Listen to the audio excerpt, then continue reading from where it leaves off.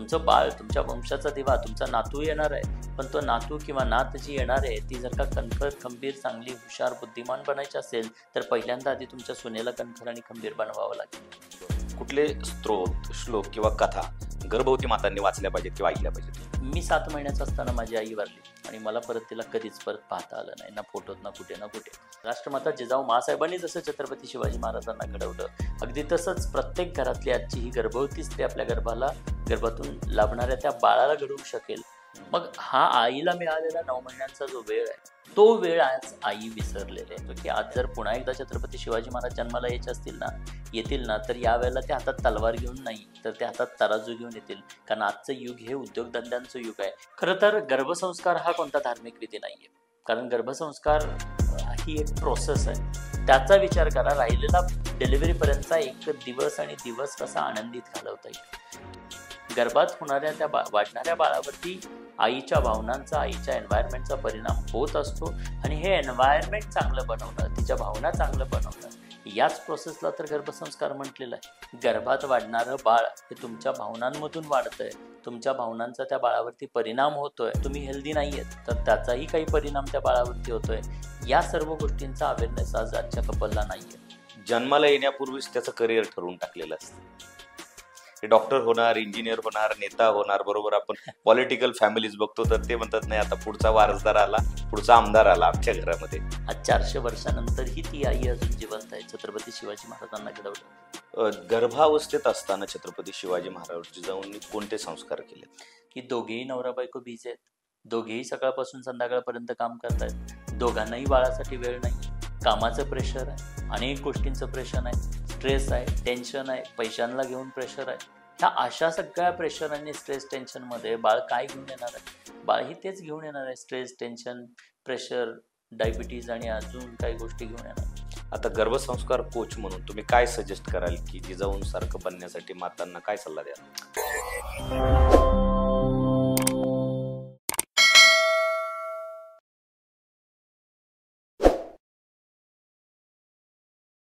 नमस्कार मंडळी, जय महाराष्ट्र. मी PK भांडवलकर. चहा विथ सत्तामध्ये तुमचं सर्वांचं खूप खूप स्वागत. आज सत्ता मंचावर आपण घेऊन आलेलो आहोत एक नवीन खास विषय म्हणजे गर्भसंस्कार. इथे आपण बोलणार आहोत बाळाच्या जन्माआधीच्या त्यांची भावी आयुष्याची शिस्तबद्ध तयारी कशी करता येईल यावर. विज्ञान, आयुर्वेद आणि भारतीय संस्कृती यांच्या मार्गदर्शनातून मातृत्व आणि पितृत्व या दोघांचाही हा सुंदर प्रवास आपण आज जाणून घेणार आहोत.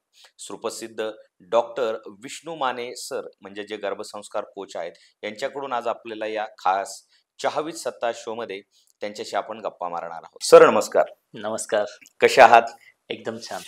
सर, तुमची एवढी चांगली नोकरी होती टाटा मोटर्स मधली, लाखोंचा पगार होता, पण ही संकल्पना सुचली कशी तुम्हाला की ती नोकरी सोडावी आणि लोकांना जागृत करण्यासाठी गर्भसंस्काराचे क्लासेस वगैरे घ्यावेत किंवा शिबिरं घ्यावीत? मी 7 महिन्याचा असताना माझी आई वारली आणि मला तिला कधीच पाहता आलं नाही, ना फोटोत ना कुठे. त्यामुळे मनात एक नेहमी रिग्रेट होता की मला माझ्या आईसाठी काही करता आलं नाही. पण ज्या दिवशी हा विषय माझ्या समोर आला गर्भसंस्कारांचा, त्याला एक तर झालं की माझ्यात काय आहे तर त्या गोष्टीवरून मी गर्भवती महिलांना मदत करू शकतो, हा पहिला मुद्दा होता. आणि दुसरं, मी टीनेजर्ससाठी काम करत असताना अनेक पालकांना काउन्सिलिंग करायचं, डिस्कस करायचं, अनेक पालक मला भेटायचे आणि त्याच्यात बरेचदा आई जेव्हा शेअरिंगला यायची, आई माझ्याशी बोलत असायची, तेव्हा आई बरेचदा सांगायची की गर्भात असताना हे काही प्रॉब्लेम्स होते आणि त्याचाच की परिणाम काय म्हणून मला हे असलं बाळ लाभलं. मग तिथे मला कुठेतरी रिलेट झालंय की गर्भातले 9 महिने आणि डिलिव्हरी नंतरचं आयुष्य यांचा काहीतरी संबंध असावा, त्यांचं निश्चित काहीतरी कनेक्शन्स आहेत. आणि त्यामुळे जेव्हा हे विषय असा समोर आला त्या दिवशी मग मनातनं आवाज आला की नाही, मला हे काम करायचं आहे. आणि त्या आवाजाला जी ऊर्जा मिळाली ती अशी की तुला तुझ्या आईची सेवा करता आली नाही म्हणून काय झालं, या कार्याच्या माध्यमातून तू या भारतातल्या अनेक आयांची सेवा करू शकणार आहेस. बस त्याच एका हेतूनं मी निर्णय घेतला की नाही, हे काम करणं खूप गरजेचं आहे. कारण आपण फक्त शुभांसारखं अपत्य लाभावं, कुठल्याही कपलला विचारलं की प्रत्येक कपलला वाटतं की एक जबरदस्त अपत्य मला लाभावं, पण हे जबरदस्त अपत्य आपोआप लाभणार नाही. त्यासाठीची ती प्रोसेस मधली असणारी वेळ आहे, ती वेळ महत्वाची आहे. म्हणतात ना, सबसे बलवान कोण आहे तर समय सबसे अधिक बलवान आहे. मग हा आईला मिळालेला 9 महिन्यांचा जो वेळ आहे तो वेळ आज आई विसरलेले आहे.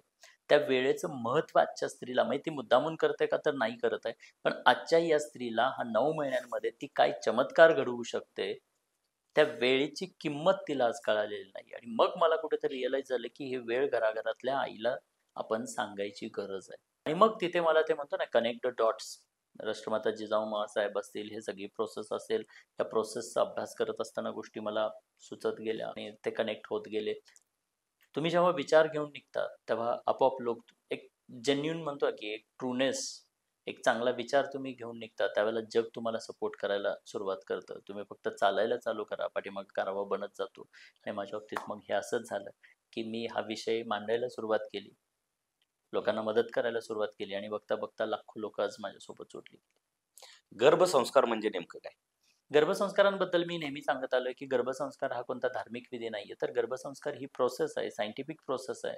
आणि प्रोसेसमध्ये बाळ वाढत असताना करायची प्रोसेस आहे. आणि या प्रोसेसमध्ये त्या आईचं 9 महिन्यांसाठी happy, active, creative, energetic, peaceful, stable, positive आणि कन्सिस्टंट असणं, या प्रोसेसलाच आपण गर्भसंस्कार म्हणतोय. हे म्हणजे गर्भसंस्कार आहे. सर, मला जाणून घ्यायला आवडेल की आज आपण जिजाऊंचं बाळकडू हा विषय घेऊन पूर्ण देशभर लोकांना मार्गदर्शन करतात, प्रशिक्षण देतात. तर नेमकं ह्या जिजाऊंच्या बाळकडूमध्ये नेमकं काय, कसं काय काम चालतं आपलं? जिजाऊंचे बाळकडू हा प्रयोगाचं नाव आहे. ज्या अवेअरनेस प्रोग्राम ज्या माध्यमातून प्रत्येक गर्भवती कपलला किंवा त्या फॅमिलीला दिला जातो. सो जिजाऊंचे बाळकडू का, तर ज्या पद्धतीनं आज छत्रपती शिवाजी महाराजांना घडवलं, राष्ट्रमाता जिजाऊ माँसाहेबांनी घडवलं. मला वाटतं की माझा विश्वास आहे की प्रत्येक घराघरातली आजची जी आई आहे, गर्भवती स्त्री आहे, ती सुद्धा असंच एक उत्तुंग व्यक्तिमत्व घडवू शकते. फक्त तिला ती प्रोसेस किंवा या 9 महिने ज्या नेचरनं, निसर्गाने तिला दिलेल्या आहेत, त्याची जाणीव तिला असणं गरजेचं आहे. तिचा इम्पॉर्टन्स जो आहे त्या 9 महिन्यांचा, तो तिला समजणं गरजेचं आहे. जी प्रोसेस राष्ट्रमाता जिजाऊ माँसाहेबांनी कदाचित छत्रपती शिवाजी महाराजांच्या जडणघडणीसाठी वापरली, अगदी तशीच प्रोसेस किंवा त्याच पद्धतीने एक उद्देश ठेवून 9 महिन्यांमध्ये जर काही गर्भवती स्त्री आपल्या बाळासाठी काही ॲक्टिव्हिटीज करेल, ती जागरूकपणे प्रयास आणि परिश्रम करेल, तर मला वाटतं की निश्चितच राष्ट्रमाता जिजाऊ माँसाहेबांनी जसं छत्रपती शिवाजी महाराजांना घडवलं, अगदी तसंच प्रत्येक घरातली आजची ही गर्भवती स्त्री आपल्या गर्भातून लाभणाऱ्या त्या बाळाला घडवू शकेल. आणि म्हणूनच जिजाऊंचे बाळकडू. अगदी बरोबर आहे. पण मला अजून एक महत्त्वाची गोष्ट जाणून घ्यायची आहे, की खरंच गर्भात असताना बाळावर संस्कार होतात का? हो, नक्कीच होतात. कारण याच्या अनेक प्रूफ्स आहेत की गर्भसंस्कार म्हणजे बाळ जेव्हा गर्भात वाढत असतं, तेव्हा त्या गर्भात वाढणाऱ्या बाळावरती आईच्या भावनांचा प्रभाव परिणाम होतो, एन्व्हायरमेंटचा प्रभाव परिणाम होतो. हे मीच काय, तर अगदी WHO सुद्धा मान्य करतं. आणि आज मी 5 वर्ष झालं आज या गर्भसंस्कारांच्या प्रोसेसमध्ये काम करतोय. लाखो लोक माझ्यासोबत जोडली गेलीत आणि त्यांचे जे काही आज बाळं आहेत, त्या बाळांमध्ये झालेलं परिवर्तन आहे, ते परिवर्तन इटसेल्फ अ प्रूफ. आज मला सांगायला खूप अभिमान वाटेल, असे 30 बाळ आहेत ते ज्यांनी सर्वसाधारण 4 महिने ते 1.5 वर्षाच्या एज ग्रुपमध्ये वर्ल्ड रेकॉर्ड बनवलेले आहेत. असे हजारो बाळं तुम्हाला आज माझ्याकडे बघायला मिळतील की जी बाळं सर्वसाधारण खूप कमी कालावधीमध्ये, म्हणजे 4 महिन्याचं, 5 महिन्याचं असताना बाळ बोलायला लागलेलं आहे. बरोबर. इवन खूप अर्ली एजमध्ये WHO दिलेले माइलस्टोन्स आहेत, ते माइलस्टोन अचीव्ह करताना जाणवत आहेत. आणि मला वाटतं की हा जो काही संपूर्ण परिणाम आहे, हा गर्भसंस्कारांचाच परिणाम आहे. त्यामुळे गर्भसंस्कार गर्भात असणाऱ्या बाळाला काही दिशा देतात का, किंवा त्याचा काही परिणाम होतो का, तर त्याचं उत्तर आहे हो. आणि इतिहासातले आपण अनेक उदाहरण पाहतो. अभिमन्यूंबद्दल गर्भसंस्कार म्हटलं की अभिमन्यूंचं उदाहरण दिलं जातं की गर्भात असणाऱ्या अभिमन्यूंना चक्रव्यूह भेदन कसं करायचं, ते कसं शिरायचं, याचं ज्ञान गर्भात असतानाच मिळालं. बरोबर. त्याचबरोबर अनेक अशी उदाहरणं देता येतील की ज्याच्यावरती गर्भसंस्कारांचा परिणाम आपल्याला बघायला मिळतो. जसं भक्त प्रल्हाद आपण म्हणतो, तर भक्त प्रल्हादांचे मुळात वडील कोणतर एक राक्षस हिरण्यकश्यप. बट हिरण्यकश्यप राक्षसाचं बीज असताना सुद्धा, म्हणजे गर्भात वाढणाऱ्या बाळावरती आईनं 9 महिने जे काही वातावरण दिलं, साधू संतांच्या आश्रमांचं वातावरण दिलं, त्याचा परिणाम काय झाला, तर भगवान स्वरूप भक्त प्रल्हाद नावारूपाला आले. सो हे गर्भसंस्कारांचंच उदाहरण आहे. आणि म्हणून गर्भात होणाऱ्या त्या वाढणाऱ्या बाळावरती आईच्या भावनांचा, आईच्या एन्व्हायरमेंटचा परिणाम होत असतो. आणि हे एन्व्हायरमेंट चांगलं बनवणं, तिच्या भावना चांगलं बनवणं, याच प्रोसेसला तर गर्भसंस्कार म्हटलेलं आहे. बरोबर. मग ही प्रोसेस जी आहे, ही प्रोसेसचा अवेअरनेस, नेमकं काय केलं पाहिजे, नेमकं 9 महिन्यांचं महत्त्व काय आहे, कशा पद्धतीनं बाळासाठी प्रयत्न केले गेले पाहिजेत, गर्भात वाढणाऱ्या बाळाचं आज कोणते ऑर्गन डेव्हलप होत आहेत, आणि त्या ऑर्गनसाठी म्हणून स्पेसिफिकली आई जर का विशेष काही कार्य करत असेल, तर त्याचा निश्चित चांगला परिणाम झालेला आपल्याला बघायला मिळतो. उदाहरणार्थच काय, तुम्ही जर का आज आळशी असाल, तर तुमच्यातला आळस हा डे बाय डे वाढत जातो. पण तुम्ही जेव्हा आज जास्त ऍक्टिव्ह येत आहे, तर तुमच्यातली ऍक्टिव्हिटी किंवा तो ऍक्टिव्हनेस जास्त वाढत जातो. म्हणजे बरोबर. आळशी मधला माणसामधला आळस जास्त वाढत जातो आणि ऍक्टिव्ह माणसामधला ऍक्टिव्हनेस अधिक वाढत जातो. सो तुम्ही जेव्हा ऍक्टिव्ह होता त्यावेळेला संपूर्ण शरीर तुमचं, तुमच्या शरीरातली एक एक सेल ऍक्टिव्ह आहे. त्याचा परिणाम तुमच्या, जसं तुम्ही ऍक्टिव्ह आहात तर दिवसभर तुमची एनर्जी, ऊर्जा तुम्हाला जाणवते. अगदी सेम जे बाळ त्या स्त्रीच्या गर्भाला जोडलेलं आहे, प्लासेंटाला जोडलेलं आहे, त्या बाळाला सुद्धा आईचा ऍक्टिव्हनेस जाणवतो किंवा त्या बाळापर्यंत सुद्धा पोहोचतो. म्हणून स्वतः या आईला जिजाऊन सारखं या 9 महिन्यांमध्ये राहायला शिकवणं हा त्याच्या पाठीमागचा उद्देश आहे. आता तुम्ही म्हणले की WHO ने मान्यता दिली. मग गर्भसंस्कार भारताबाहेर पण होतात का? हां, वेगवेगळ्या देशांमध्ये कल्चर आहेत. आता भारतामध्ये गर्भसंस्कार या नावानं या प्रोसेसला संबोधलं जातं. बाकीच्या वेगवेगळ्या देशांमध्ये वेगवेगळ्या नावानं संबोधलं जातं. जसं प्रीनेटल डेव्हलपमेंट प्रोटोकॉल म्हणतात. तर तो प्रोटोकॉल म्हणजे काय? तर हीच ती प्रोसेस आहे जी गर्भवती असताना फॉलो केली गेली पाहिजे आणि अशा प्रोसेसेस वेगवेगळ्या कंट्रीजमध्ये जपानीज कल्चर आहे, चायनीज कल्चर आहे, अमेरिकन, लॅटिन अमेरिकन कल्चर आहे. अशा हे वेगवेगळ्या देशांमध्ये त्यांच्या सांगितल्या गेलेल्या त्या विधीप्रमाणे काही ऍक्टिव्हिटीज फॉलो केल्या जातात. भारतात ही 16 संस्कारांबद्दल वेदांमध्ये बोललं जातं किंवा सनातन धर्मामध्ये बोललं जातं आणि म्हणून कदाचित हे गर्भसंस्कार हे एवढंच प्रचलित आहे. बट खऱ्या अर्थानं या प्रोसेसला, म्हणजे एक आई आणि बाळाचं जेव्हा नाळ जोडलेलं आहे तेव्हा केलेल्या या प्रोसेसला तुम्ही कोणत्याही नावानं संबोधू शकता. फक्त आपल्याकडे प्रचलित असणारा शब्द म्हणजे गर्भसंस्कार. बरोबर. आता बऱ्याचदा पाहिलं जातं की हा मग नेमका धार्मिक विधी आहे का काय, याच्या मागे वैज्ञानिक काय कारण आहे? खरं तर गर्भसंस्कार हा कोणता धार्मिक विधी नाहीये. कारण गर्भसंस्कार ही एक प्रोसेस आहे. जसं की आज गर्भवती स्त्रीच्या गर्भामध्ये वाढत असणारं बाळ प्रोसेस होत आहे. कारण जाती धर्मानिहाय बाळ बनण्याची प्रोसेस वेगळी नाहीये. म्हणजे तुम्ही या धर्माचे आहेत म्हणजे तुमच्या गर्भात बनणारं बाळ आहे ते काही वेगळ्या पद्धतीनं बनणार आहे. ते 14 महिने घेणार आहे किंवा कोणी 5 महिने, असं काहीच नाही. ही बाळ बनण्याची प्रक्रिया किंवा प्रोसेस ही मात्र जाती धर्मावाईज एकच आहे, ती कुठेही वेगळी नाहीये. त्यामुळे या बाळ बनण्याच्या प्रोसेसमध्ये आईला ऊर्जा जी काही दिली जाते, आईच्या माध्यमातून बाळाला जी काही ऊर्जा दिली जाते, ती जी काही एकंदरीत प्रोसेस आहे, ती प्रोसेस कोणत्याही जाती धर्मामध्ये आपल्याला विभागता येणार नाहीये. बरोबर. पण सनातन धर्मामध्ये विशेष या 16 संस्कारांचा उल्लेख केला गेला किंवा गर्भसंस्कारांबद्दल विशेष बोललं गेलं. त्यामुळे हा विषय कुठेतरी एखाद्या जाती धर्माशी जोडला जातोय.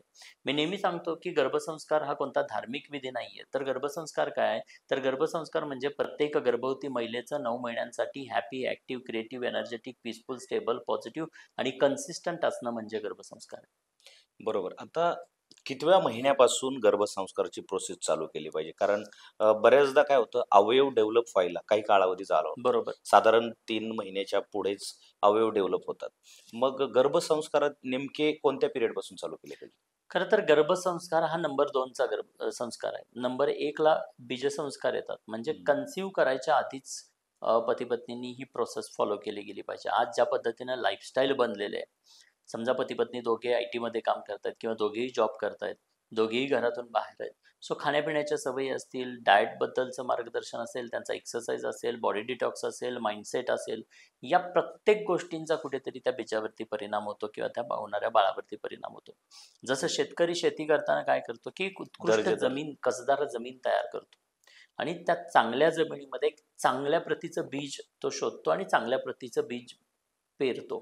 आता का करतो? कारण जमीन आणि बीज जेव्हा चांगलं असेल त्यावेळेला पॉसिबिलिटी आहे की उत्पादन येणारं हे निश्चित चांगलंच येणार आहे. बरोबर. आणि म्हणून बीज आणि जमीन जसं शेतकऱ्याच्या दृष्टीने महत्वाचं आहे, तसं प्रेग्नन्सीमध्ये सुद्धा जे बाळ येणार आहे, म्हणजे कपलसाठी जे बाळ येणार आहे ते बाळ येण्याआधीच जर का दोघांनी स्वतःला डिटॉक्स केलं, स्वतःला हील केलं, तर बाळाला सुद्धा जे काही बाय बर्थ ऑटोनॉमस सिस्टीम जाणार आहे, जेनेटिकली जे काही गोष्टी पास ऑन होणार आहेत, त्या चांगल्या पास ऑन होण्याची पॉसिबिलिटी वाढते.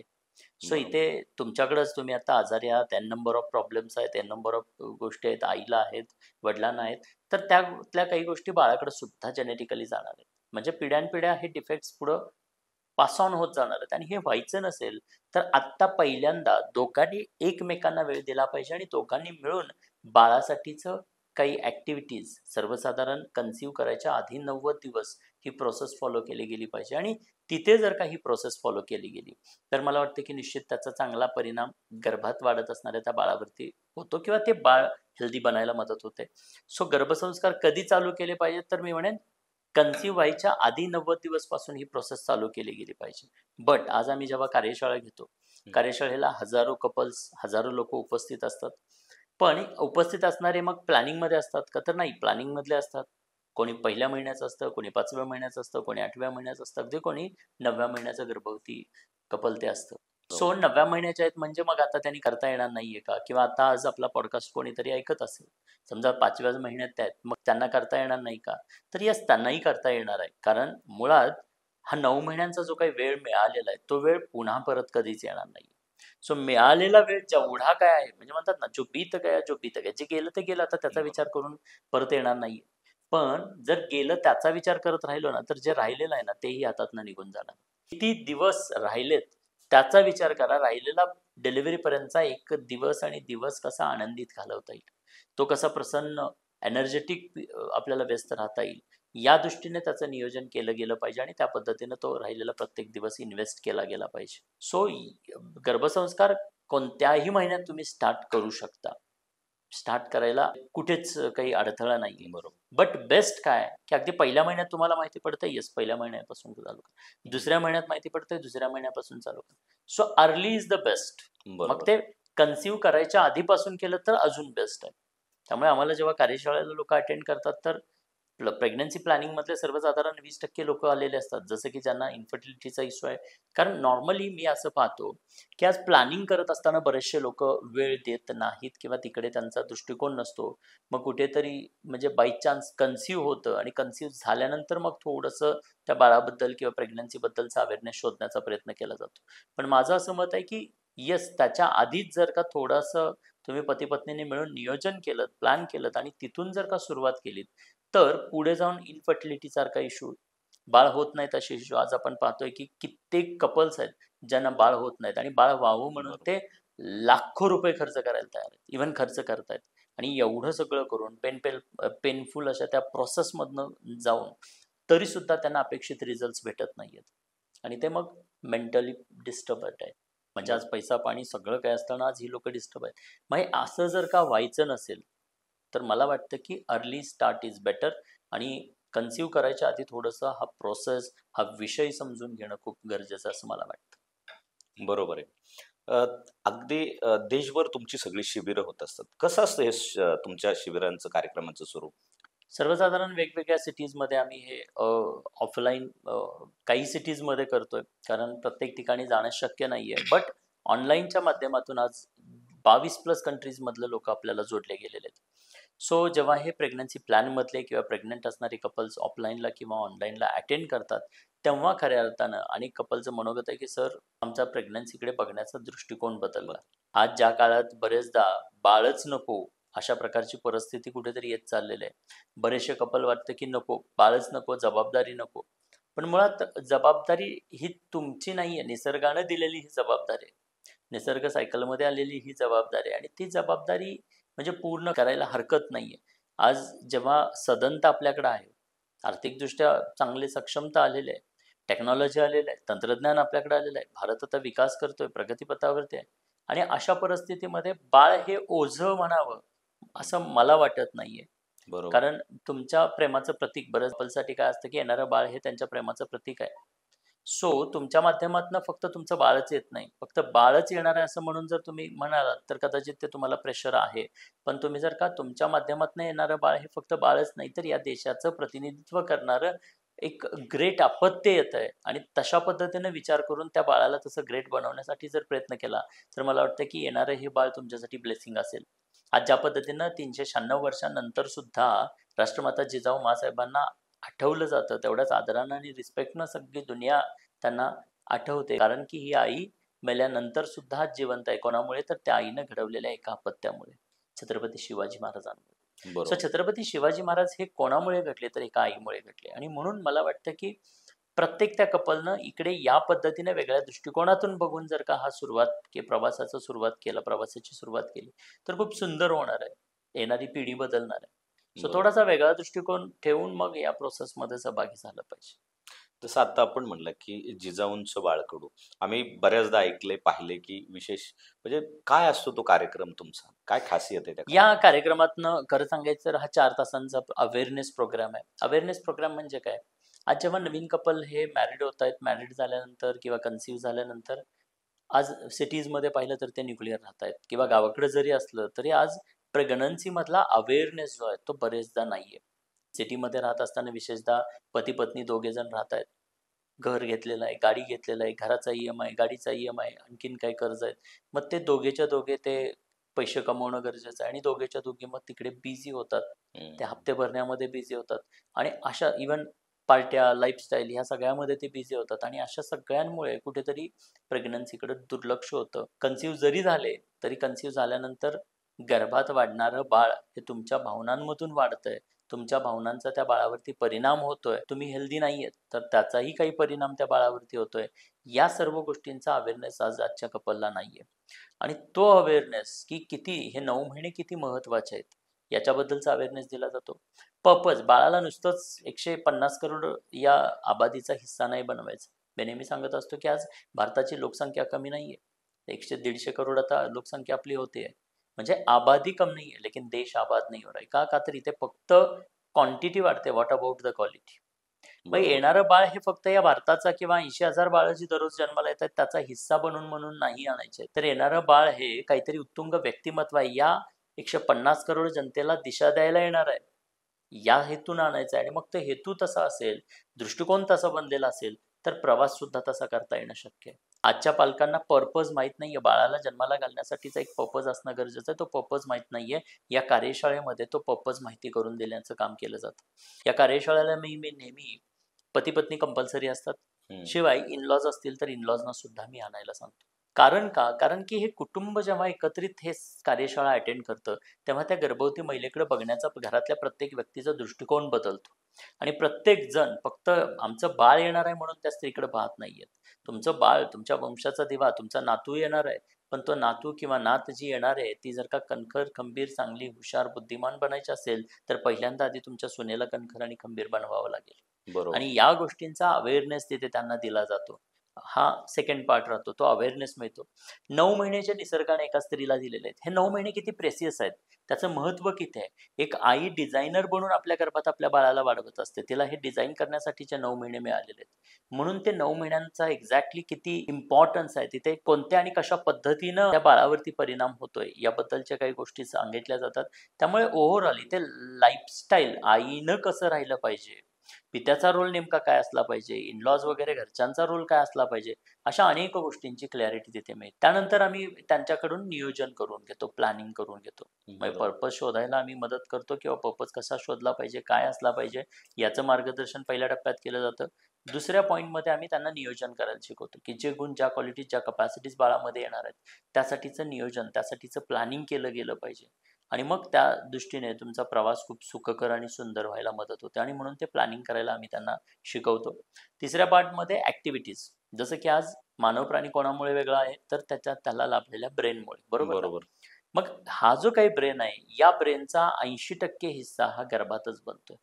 म्हणजे आज तुम्ही जरी म्हटलात की मी हुशार आहे, माझं हे पॉडकास्टिंग चॅनल आहे, मी एवढं कमवलेलं आहे, मी अमकं केलेलं आहे, मी तमकं केलेलं आहे, जे काही तुमच्या आयुष्यात तुम्ही मिळवलं याला कारणीभूत कोण आहे? तर खरं तर याला कारणीभूत तुमचे आई-वडीलच आहेत. कारण तुमच्या आई-वडिलांनी तुम्हाला जे काही जन्मजात दिलं, उदाहरणार्थ तुमच्या आई-वडिलांकडून तुम्ही गर्भात वाढत असताना तुम्हाला ब्रेनच नीट तुमचा बनला नसता, तर आज तुम्ही इथे असता का? नाही, शक्य नाही. तुमच्याकडे ज्या कपॅसिटी, स्किल हे नंतर आलेले आहेत, बट काही क्वालिटीज होत्या म्हणून तुम्ही स्किल घेऊ शकला. त्या क्वालिटीज जर तुमच्याकडे नसत्या, तुमची ग्रास्पिंग कपॅसिटी, तुमचं चालणं, बोलणं, बघणं, ह्या अनेक गोष्टी आहेत ज्या बाय बर्थ तुमच्याकडे आलेल्या आहेत. सो अनेक गोष्टीचे जन्मजात तुम्हाला एक स्वभाव मिळालेला आहे. तर या गोष्टी जर नसत्या मिळाल्या तर आज तुम्ही कुठेच पोहोचू शकला नसता. बरोबर. सो आज ज्या काही व्यक्ती ज्या काही उंचीवरती आहेत ना, खरं तर ही त्यांच्या आई-वडिलांची देण आहे. आणि हे मुद्दामून मी असं सांगू इच्छितो. कारण का, की आजकाल काय होतं की आई-वडिलांकडे बघण्याचा दृष्टिकोन बदलतो. तुम्ही जेव्हा एका उंचीवरती पोहोचता त्यावेळेला त्या आई-वडिलांना तुम्ही कमी लेखत असता.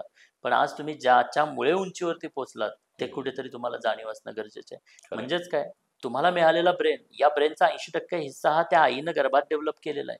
तिच्या उदरात तो बनलेला आहे. तिनं त्या क्वालिटीज तुमच्याकडे दिलेल्या आहेत आणि तिनं जर हे दिलं नसतं तर आज तुम्ही कुठेच नसता. जे असे ऑर्गन्स बनत आहेत, जे जे काही महत्वाचे भाग, जसं सेन्सरी ऑर्गन, 5 सेन्सरी ऑर्गनच्या माध्यमातून कोणतीही व्यक्ती ग्रास्प करण्याचं काम करत असतं, ज्ञान घेण्याचं काम करत असतं. आता हे ज्ञान घेण्यासाठी तुमचे 5 सेन्सरी ऑर्गन्स कधी बनतात, कुठे बनतात, तर ते गर्भातच बनतात. सो गर्भात बनत असताना त्यावेळेला आईनं काही जागरूकपणे त्याच्यासाठी काम केलं तर त्याचाही परिणाम निश्चित होतो. सो ब्रेन बनतोय तर मग ब्रेनसाठी काय केलं पाहिजे, ग्रास्पिंग कपॅसिटीज वाढवायच्या आहेत तर मग ते सेन्सरी ऑर्गन बनतायत, त्यासाठी कोणत्या ऍक्टिव्हिटीज केल्या पाहिजेत, आईनं स्वतःच्या भावनांना कसं कंट्रोल केलं पाहिजे. आईला काही वेळेला पॉपअप्स असतात डोक्यामध्ये, पाठीमागच्या आयुष्यात घडलेले काही इन्सिडेंट्स असतात आणि मग ते सातत्याने त्रास देत असतात, किंवा घरातली लोक काही त्रास देत असतील तर त्याचं प्रेशर कुठेतरी असतं. अशा प्रेशरमध्ये स्ट्रेस, टेन्शन, एन्झायटी, डिप्रेशनमध्ये असताना जर का आई कॅरिंग आहे तर निश्चित त्याचा काहीतरी ॲडव्हर्स इफेक्ट त्या बाळावरती होणार. आणि म्हणून इथे तुम्ही काय केलं पाहिजे, कोणत्या ऍक्टिव्हिटी केल्या तर कोणते गुण आणि क्वालिटीज वाढणार आहेत, कोणत्या ऍक्टिव्हिटीज तुम्हाला करायला पाहिजेत, किती वेळेसाठी करायला पाहिजेत, कशा पद्धतीनं करायला पाहिजेत, याबद्दलचं काही मार्गदर्शन तिथे त्या ॲक्शन प्लॅन मध्ये दिलं जातं आणि मग त्या ऍक्टिव्हिटीज तिथून पुढे त्या करतात. आणि त्याचबरोबर शेवटी आम्ही त्यांना सांगतो की हे इन्फॉर्मेशन तर दिलेलेच आहेत, बट दिलेल्या इन्फॉर्मेशनमध्ये काय की ह्या इन्फॉर्मेशन तुम्हाला आता दररोज सरावात आणायचे आहेत, प्रॅक्टिस करायचं आहे, त्याचा रियाज करायचा आहे.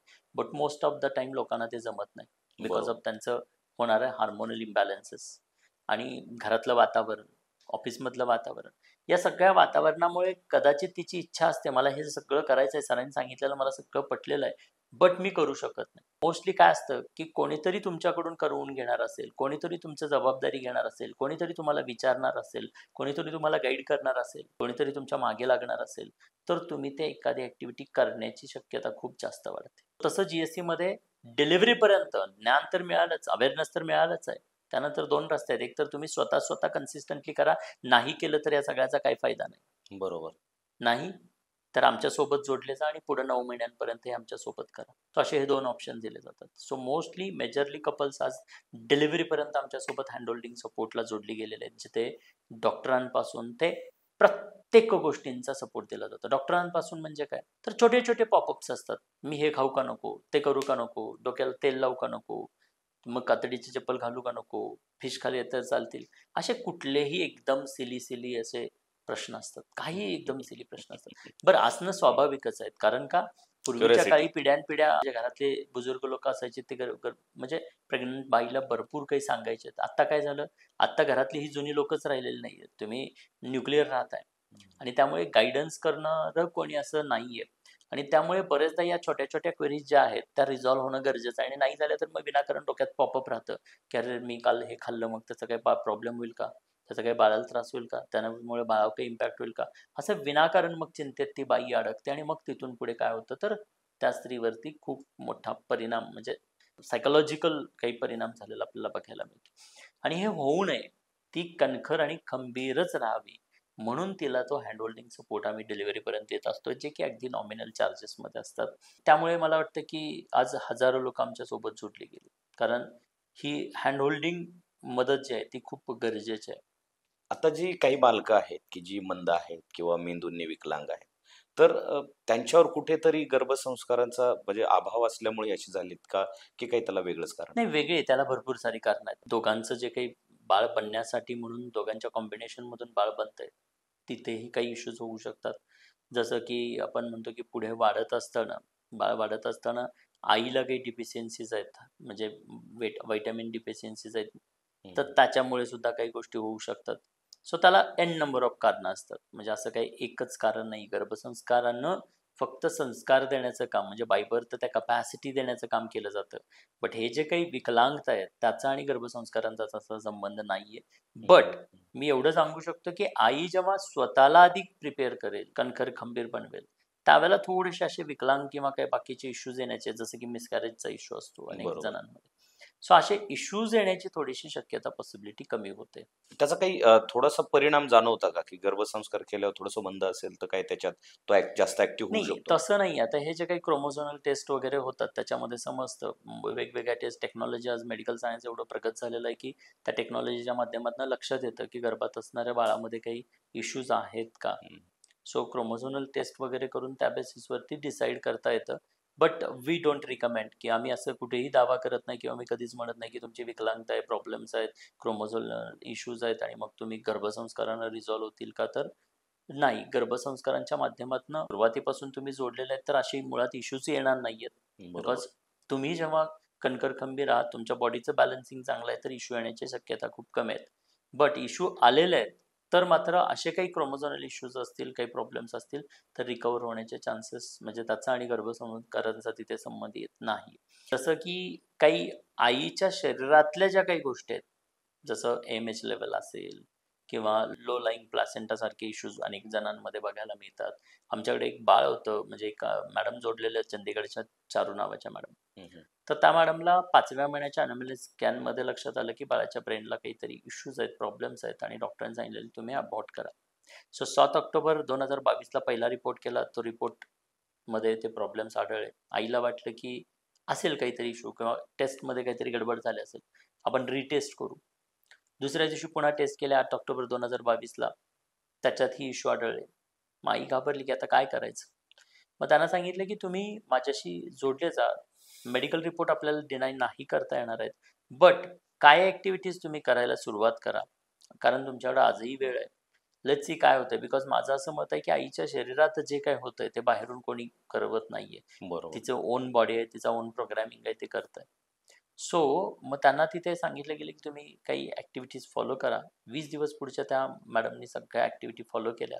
21व्या दिवशी रिटेस्ट झाल्या आणि रिटेस्ट झाल्यानंतर लक्षात आलं की आता बाळाला कसलाही इश्यू राहिलेला नाहीये. प्रेग्नन्सी कंटिन्यू झाली आणि आज 2.5 वर्षांचं त्यांचं बाळ आहे. अरे वा, छान.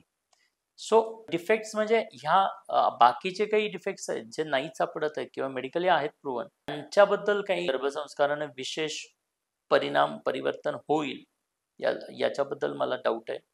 बट जे असे काही इश्यूज निर्माण झालेले आहेत नंतर, जसं आत्ता चारू मॅडमचं सांगितलं, तर या काही गोष्टींना निश्चित काही परिणाम होऊ शकतो असं माझं मत आहे. त्यामुळे बरं या याच्यामध्ये होऊ शकतो मी का म्हणतोय, कारण आत जे काही घडतंय ते स्त्रीच्या माध्यमातून घडतंय आणि मग बरोबर. तिची मानसिकता जर का पॉझिटिव्ह बनली, ती जर का एनर्जेटिक बनली, ती जर का कॉन्फिडंट अशी बनली, तर निश्चित त्याचा काही चांगलाच परिणाम बाळाच्या त्या जडणघडणीमध्ये होऊ शकतो. बरोबर. फिजिकली काही डिफेक्ट्स आहेत तर ते रिझॉल्व्ह होतील का, तर अगेन त्याच्याबद्दल मी कोणताही दावा करत नाहीये. बट इंटरनल पर्सनॅलिटी जे आहे त्या इंटरनल पर्सनॅलिटी बद्दल मात्र निश्चित चांगलं परिवर्तन होतं किंवा होऊ शकतं, हे मी खात्रीशीर सांगतो. छत्रपती शिवाजी महाराजांचा जन्म झाल्यानंतर आपण बऱ्याचदा इतिहासात वाचले किंवा ऐकले की त्यांना जिजाऊंनी रामायण, महाभारत किंवा अशा शूरवीरांच्या कथा सांगितल्या. पण गर्भावस्थेत असताना छत्रपती शिवाजी महाराज जिजाऊंनी कोणते संस्कार केले? पहिली गोष्ट तर जिजाऊंना बाळ का हवं होतं. नॉर्मली जसं आजच्या लोकांना विचारलं किंवा तुम्हाला बाळ का हवं आहे, तर काय नाही असंच म्हणजे म्हातारपणीचा आधार किंवा आपलं प्रेमाचं प्रतीक किंवा वंशाचा दिवा किंवा वारस. असे एकदम वारस, बस असे छोटे छोटे कारणं होतं.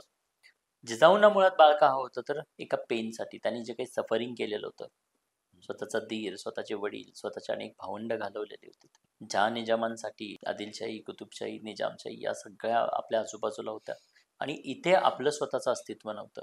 आपली लोक कोणासाठी तरी आज काम करत होते, कोणाच्या तरी दरबारात सरदार म्हणून काम करत होते आणि युद्ध करण्याचं काम, फिजिकली हातात तलवार घेऊन लढण्याचं काम ही आपली लोक करत होते. त्यामुळे मारलं कोण जात होतं, तर आपलीच लोक मारली जात होती. सो ज्या निजामांसाठी लखुजीराव जाधवांनी आयुष्यभर सेवा केली, स्वतःच्या जावयावरती चाल करून आले, त्याच निजामाच्या दरबारात जेव्हा लखुजीराव जाधवांसहित त्यांची नातवंड, मुलं ह्या सगळ्यांना तब्बल 40 लोकांना कापलं गेलं, त्यावेळेला त्या आईला काय वाटलं असेल. मग आईने विचार केला की हे का होतंय, तर आईच्या लक्षात आलं की हे का होतंय, का तर आपला कोणी राजा नाहीये, आपलं कोणतं स्वराज्य नाहीये आणि म्हणून या गोष्टी होत आहेत. आणि म्हणून त्यांना त्यावेळेला ठरवलं की नाही, मला माझं बाळ आणायचं आहे, पण कशासाठी, तर हिंदवी स्वराज्य निर्माण करण्यासाठी. मग ते पर्पज म्हणजे आईला तो एक विचार क्लिअर झाला की मला बाळ का हवंय. आणि त्यानंतर मग त्या बाळाला जर हिंदवी स्वराज्य निर्माण करण्यासाठी, राजा बनण्यासाठी माझं बाळ येतंय, तर मग बेस्ट क्वालिटीज, एका राजाच्या बेस्ट क्वालिटीज काय आहेत, तर त्या ऑब्झर्व करायच्या आहेत. मग बेस्ट राजा कोण आहे, तर प्रभू रामचंद्र बेस्ट आहेत. बरोबर. मग प्रभू रामचंद्रांचे आत्मचरित्र आईनं वाचलं, अभ्यासलं, त्या स्टोरीज गर्भात असताना सुद्धा त्या वाचल्या. का तर मला हे बाळ हवंय. आई कल्पनात्मक बाळामध्ये त्या क्वालिटीज बघायला लागली. व्हिज्युअलायझेशन आपण म्हणतो, त्या कल्पनाशक्तीतनं बाळ तशी व्हिज्युअलाइज करायला लागली की माझ्या बाळामध्ये सुद्धा आज आपण पाहतो ना की प्रभू रामचंद्र एक बाणी, एक पत्नी, एक वचनी आपण म्हणतो. बरोबर. छत्रपती शिवाजी महाराजांमध्ये यातल्या काही क्वालिटीज जसं की छत्रपती शिवाजी महाराज स्वतःच्याच काही तर परक्याच्या स्त्रीला सुद्धा म्हणजे माते समान मातेसमान. दर्जा देत होते. सो जगातला एकमेव राजा आहे की ज्या काळात स्त्रियांना म्हणजे इज्जत दिली जात नव्हती, अब्रू लुटली जायची, अशा वेळेला छत्रपती शिवाजी महाराज त्यावेळेला परक्याच्या स्त्रीला सुद्धा साडीचोळी करून घालवायचे, बहिणीचा उत्तम दर्जा उदाहरण आहे द्यायचं. कल्याणच्या सुभेदारांची सून. एक्झॅक्टली. मग हे स्त्रीकडं वेगळ्या नजरेनं बघण्याचा दृष्टिकोन कोणी दिला? तर आईने दिला. म्हणजे जगातला एकमेव राजा आहे की स्त्रीबद्दल स्त्रियांचा प्रचंड सन्मान करतो. सन्मान आणि रिस्पेक्ट असणारा राजा म्हणजे छत्रपती शिवाजी महाराज. आणि हे कोणाकडून आलं? तर हे आईकडून आलं. का आलं? तर आईनं सुद्धा प्रभू रामचंद्रांच्या चरित्रामधून तेच जाणलं की बेस्ट राजा काय, बेस्ट राजाच्या क्वालिटीज काय आहेत. आणि म्हणून शूरवीरांच्या कथा, कारण आईला माहिती होतं की माझं बाळ येणार आहे ते असंच काहीतरी शूर वीर बनण्यासाठी येणार आहे. मग भीम असतील महाभारतामध्ये, श्रीकृष्ण. श्रीकृष्ण यांच्या वेगवेगळ्यांच्या कॅरेक्टर्स मधून आईनं त्या क्वालिटीज उचलल्या की माझ्या बाळामध्ये ही क्वालिटी हवे. सो त्या क्वालिटीज उचलल्या, त्या क्वालिटीज स्वतःच्या बाळामध्ये व्हिज्युअलाइज करायला सुरुवात केली, त्या क्वालिटीज बद्दल सातत्यानं डोक्यात विचार करायला चालू केला, तशा भावना बदलल्या आणि मग तशाच क्वालिटी त्या बाळामध्ये निर्माण झाल्याचं आपल्याला बघायला मिळतं. आता जसं तुम्ही म्हणले की एकवचनी, तर प्रभू रामचंद्राचं बाणा आणि वचन हेही कुठंतरी छत्रपती शिवाजी महाराजांच्या दिसून येतं. दिसून येतं. ऍब्सोल्युटली. म्हणजे आता हे जे आहे तर हे संस्कार आताच्या मातेंनी कसं करायला पाहिजे? मग आत्ता प्रोसेस तीच राहणार आहे, फक्त काळ बदललेला आहे. तेव्हा हातात तलवार घेऊन लढायची गरज होती, बरोबर ना? त्यामुळे स्वतः राष्ट्रमाता जिजाऊ मासाहेब प्रेग्नंट असताना 9 महिन्यांमध्ये त्यांना क्रेविंग कशाचे व्हायचे, जे आपण म्हणतो डोळे लागायचे, तर ते कशाचे? तर तलवार चालवावी, युद्ध करावं, घोडस्वारी करावी, या प्रकारचं त्यांना हे वाटत होतं, क्रेविंग होतं. आत्ताच्या महिलांना क्रेविंग कशाचं होतं? सो हा फरक आहे. म्हणजे त्यांना ते डेस्टिनेशन क्लिअर होतं, त्यामुळे त्या प्रवास सुद्धा तशाच करत होत्या, तशाच ऍक्टिव्हिटी कराव्या असं वाटत होत्या. तो त्यावेळेचा काळ होता. सो आत्ताच्या काळात, आत्ताच्या परिस्थितीनुसार तुम्हाला ते व्हिज्युअलायझेशन केलं पाहिजे, त्या क्वालिटीजचं मूल्यमापन केलं पाहिजे, त्या क्वालिटीज मांडल्या पाहिजेत आणि तशा व्हिज्युअलाइज केल्या पाहिजेत. सो उदाहरणार्थ तुमचं बाळ आजचं जर युग पाहिलं तर आज उद्योगधंद्यांचं युग आहे. मी नेहमी सांगत बरोबर. असतो की आज जर पुन्हा एकदा छत्रपती शिवाजी महाराज जन्माला येतील ना, तर यावेळेला ते हातात तलवार घेऊन नाही, तर ते हातात तराजू घेऊन येतील. कारण आजचं युग हे उद्योगधंद्यांचं युग आहे. आणि आता पाहिलं तर पुन्हा एकदा पहिल्यासारखीच परिस्थिती आहे की आज मराठी माणसाचं अस्तित्व उद्योगधंद्यात कुठेही राहिलेलं नाहीये, धोक्यात आहे. धोक्यात आहे. म्हणजे त्यावेळेला ज्या पद्धतीनं राष्ट्रमाता जिजाऊ मासाहेबांनी निर्णय घेतला की आपलं कोणतं स्वराज्य नाही, आपला कोणता राजा नाही, आज आपण कोणाकडे तरी गुलामगिरी करतोय, आजची ही परिस्थिती त्याच्यापेक्षा वेगळी नाहीये, बरोबर. बरोबर ना? आज आपण कस्टमर म्हणून बघितलं जात आहे जग एक्झॅक्टली. आपल्याकडे. आपण कस्टमर किंवा मला सांगा, आज जे काही मोक्याची दुकानं दिसत आहेत ते दुकानं ती कोणाची आहेत? आपली नाहीये. आणि दुकानात काम करणारे, मग जागा जेव्हा हे काही लोक आले तेव्हा ते स्वतः जागा घेऊन आलेले का? नाही. नाही. जागा कोणाच्या होत्या? महाराष्ट्रातली प्रत्येक जागा कोणाची होती? ही मराठी माणसाचीच होती. आज त्या जागा त्यांनी विकत घेतल्या आणि तिथेच आज मराठी माणूस काम करतोय. म्हणजे परिस्थिती पुन्हा तीच मालकाचा आहे. नोकर झालाय. हा नोकर झालेला म्हणजे परिस्थिती पुन्हा तीच आहे. आणि म्हणून उद्योगधंद्यांचं साम्राज्य त्यावेळेला हिंदवी स्वराज्य निर्माण करायची गरज होती, म्हणून छत्रपती शिवाजी महाराज आले. मला वाटतं की आज पुन्हा एकदा उद्योगधंद्यांचं ही हिंदवी स्वराज्य निर्माण करायची गरज आहे, साम्राज्य निर्माण करायची गरज आहे. आणि त्यामुळे उद्योगधंद्यांचं युग असल्यामुळे अशा प्रकारचे एक अपत्य बघायला हरकत नाही. असा आहे की वेगळा दृष्टिकोन ठेवून त्या पद्धतीनं मग कोण ग्रेट अपत्य आहे, कोण ग्रेट बिझनेसमॅन आहेत? तर धीरूभाई अंबानी आहेत, रतन टाटा साहेब आहेत. रतन टाटा साहेबांसारखं एखादं व्यक्तिमत्व, त्यांच्या क्वालिटीज आपण जर का आज त्या गर्भवती स्त्रीनं या प्रोसेसमध्ये पाहिल्या, तर मला वाटतं की तसं एखादं ग्रेट बाळ बनू शकेल. सो ओव्हरऑल तुमचा मानसिकता, त्या गर्भवती स्त्रीची मानसिकता या 9 महिन्यांच्या प्रोसेसमध्ये राष्ट्रमाता जिजाऊ मासाहेबांसारखी राहिली पाहिजे, हा त्याच्या पाठीमागचा उद्देश आहे. बरोबर. आता माता-पिता कसं होतंय, मुलगा आता आपण थ्री इडियट्स सिनेमातही पाहिलं, अनेकदा आपण आजूबाजूला ही उदाहरणं पाहतो, की जन्माला येण्यापूर्वीच त्याचं करिअर ठरवून टाकलेलं असतं. हे डॉक्टर होणार, इंजिनियर होणार, नेता होणार. बरोबर आपण पॉलिटिकल फॅमिलीज बघतो तर ते म्हणतात नाही आता पुढचा वारसदार आला, पुढचा आमदार आला आमच्या घरामध्ये. बरोबर. मग आता ही जी प्रोफेशन आहेत, उद्योग, आता तुम्ही उद्योजकतेबद्दल बोललात. तर मग प्रत्येक फील्डमध्ये जसं वेगळेपण आहे, तसं गर्भसंस्कार पण त्या पद्धतीने झाले पाहिजेत का? तुम्ही जे म्हणता ना की आता एवढ्या लवकर बाळ अजून यायचं आहे किंवा अलग गर्भात आहे तोवर करिअर डिसाईड करायचं आहे. सो मी म्हणेन करिअर नाही, दिशा देण्याची गरज असते. कारण पहिल्यांदा जन्माला येणाऱ्या बाळाचा पहिला गुरु कोण असेल तर ते म्हणजे ही आई आणि पिता, बरोबर ना? आणि त्यामुळे इथे जर का जसं राष्ट्रमाता जिजाऊ माँसाहेबांनी आपल्या बाळाबद्दलचा एक पर्पज शोधलेला होता, तो पर्पज काय होता? हिंदवी स्वराज्याचा. दिशा देणं यात काही गैर नाहीये, आणि तुम्ही दिशा नाही दिल्या तर कोण ना कोण तर शेजापाजारी, न्यूजपेपर, टीव्ही, इंटरनेट, मीडिया दिशा देणार. बरोबर. सो तुम्ही ही दिशा द्यायला हरकत नाही. काही पालकांना असं वाटतं की मग एवढ्या लवकर हे सगळं करायचं, मग हे काय सगळं आतापासून बाळावरती लादायचं का? ते जन्माला आल्यानंतर त्याच्या इच्छेनं, तिच्या इच्छेनं त्याला काय हवं ते निवडू दे. सो त्याला काय हवं हे माहित नाहीये, बिकॉज त्याला माहित नाही अजून, त्यानं जगाचं ज्ञान नाही घेतलेलं. कारण जन्माला येणारं बाळ ज्ञान घेऊन येत नाही, ते फक्त ज्ञान घेण्याचं इंद्रिय घेऊन आलेलं. बरोबर. त्याला ज्ञान नाहीये, पण ती दिशा देण्याचं काम खऱ्या अर्थानं पालकाचं आहे. मग पालक म्हणतात की इथं मग आता आम्ही लादतोय, आत्ताच त्याच्यावरती लादायचं का? तर अशा प्रत्येक पालकाला माझा प्रश्न असतो, उत्तर असतं की तुम्ही देत असणारं नाव, तुम्ही देत असणारं जात आणि धर्म, हे सुद्धा तुमच्या बाळावरती तुम्ही लादतायच. सो तेही देऊ नका. तुम्हाला जर लादतोय असं वाटत असेल दिशा देताना, तर तेही देऊ नका. Let her decide, let him decide. जन्माला आल्यानंतर ते किंवा ती तिचं नाव आणि तिचा जात धर्म डिसाईड करेल, तोही तुम्ही देऊ नका. बरोबर. त्याही गोष्टी लादतोयच ना इनडायरेक्टली आपण. बरोबर. सो लादण्याचा प्रश्न नाहीये, इथे दिशा देण्याची गरज आहे, आणि तसे दिशा दिले तर तशा क्वालिटीज डेव्हलप करता येतात. उदाहरणार्थ म्हणून सांगेन, तुम्हाला एक रोबोट बनवायचा आहे, उत्कृष्ट रोबोट तयार करायचा. आता रोबोट तयार करायचा आहे तर तुम्ही काय कराल? जगातला बेस्ट रोबोट तुम्हाला बनवायचा आहे तर तुम्ही काय कराल? तर उत्कृष्ट नियोजन कराल. जगातला बेस्ट रोबोट कॉम्पिटिशन मध्ये गेलात आणि तुमचा रोबोट बस्ट आला असं कधीच होणार नाही. बरोबर. जगातला बेस्ट रोबोट तुमचा बनायचा असेल तर तुम्हाला प्रोसेसमध्ये, म्हणजे फक्त आज टॉपिक मिळालाय, मला रोबोट बनवायचा आहे, हा विचार मिळाल्यानंतर त्या विचारावरती तुम्हाला डीपली विचार करावा लागेल. माझा रोबोट जगातला बेस्ट कसा बनू शकतो याच्यावरती नियोजन करावं लागेल. एक एक पार्टचं डिझायनिंग करावं लागेल. तो पार्ट मॅन्युफॅक्चर होत असताना त्या प्रोसेसमध्ये डोळे उघडून असं लक्ष ठेवावं लागेल. ती प्रत्येक गोष्ट बारकाव्यानं तुम्हाला फोकस करून बनवावी लागेल, आणि हे सगळं तुम्ही अगदी व्यवस्थित बनवलं, असेंब्ली केलं, तर कदाचित तुमचा रोबोट जगातला बेस्ट बनेल. सांगण्याचं तात्पर्य काय? तुमचा जगातला बेस्ट रोबोट सुद्धा तेव्हाच बनणार आहे जेव्हा तुम्ही प्रोसेसमध्ये, तो बनत असताना प्लॅनिंगमध्ये, तो बनण्याआधी जेवढं जास्त नियोजन कराल, चांगली प्रोसेस फॉलो कराल, चांगलं लक्ष द्याल, तेव्हा जाऊन कदाचित तुमचा रोबोट चांगला बनलेला असेल. बरोबर आहे. कारण प्रोग्रामिंगचे कमांड हे व्यवस्थित असले पाहिजे, प्रोग्रामिंग व्यवस्थित असलं पाहिजे. एक्झॅक्टली. सो इथे जर तुम्ही म्हणाल की आमचा रोबोट जन्माला आल्यानंतर बघू बेस्ट आला तर आला, येईल तर नाही होणार. म्हणजे रोबोट बनवायचा असताना सुद्धा तुम्हाला प्रोसेस आणि प्लॅनिंग मध्ये लक्ष द्यावं लागतं. मग तुमचं बाळ, तुम्हाला जर का जगातलं बेस्ट बनवायचं असेल, उत्कृष्ट बनवायचं असेल, तर मग लक्ष डिलिव्हरी नंतर का? माझा सवाल आहे सगळ्यांना. नॉर्मली आज जर पाहिलं तर आपल्या लोकांमध्ये, म्हणजे ओव्हरऑल भारतातल्या प्रत्येक गर्भवती महिला बाळाला वेळ कधी देते? तर डिलिव्हरी नंतर. बरोबर. प्रोसेस संपली, बाळ बनलं, बाय बर्थ कपॅसिटीज बनल्यात, सगळं बनलं, आणि आता मग तुम्ही वरून मागून पैसे घेऊन मागे लागताय की नाही तू IIT कर, मी फीस भरतो, मी डोनेशन देतो. अरे पण त्याची कपॅसिटीज नाहीये घ्यायची, त्याला नाही जमत आहे, मग आत्महत्या करतात अशी मुलं जाऊन. अगदी बरोबर. त्यांची काहीतरी स्वतःची कपॅसिटी आहे ना, वरून नंतर लादण्यात काय मतलब आहे?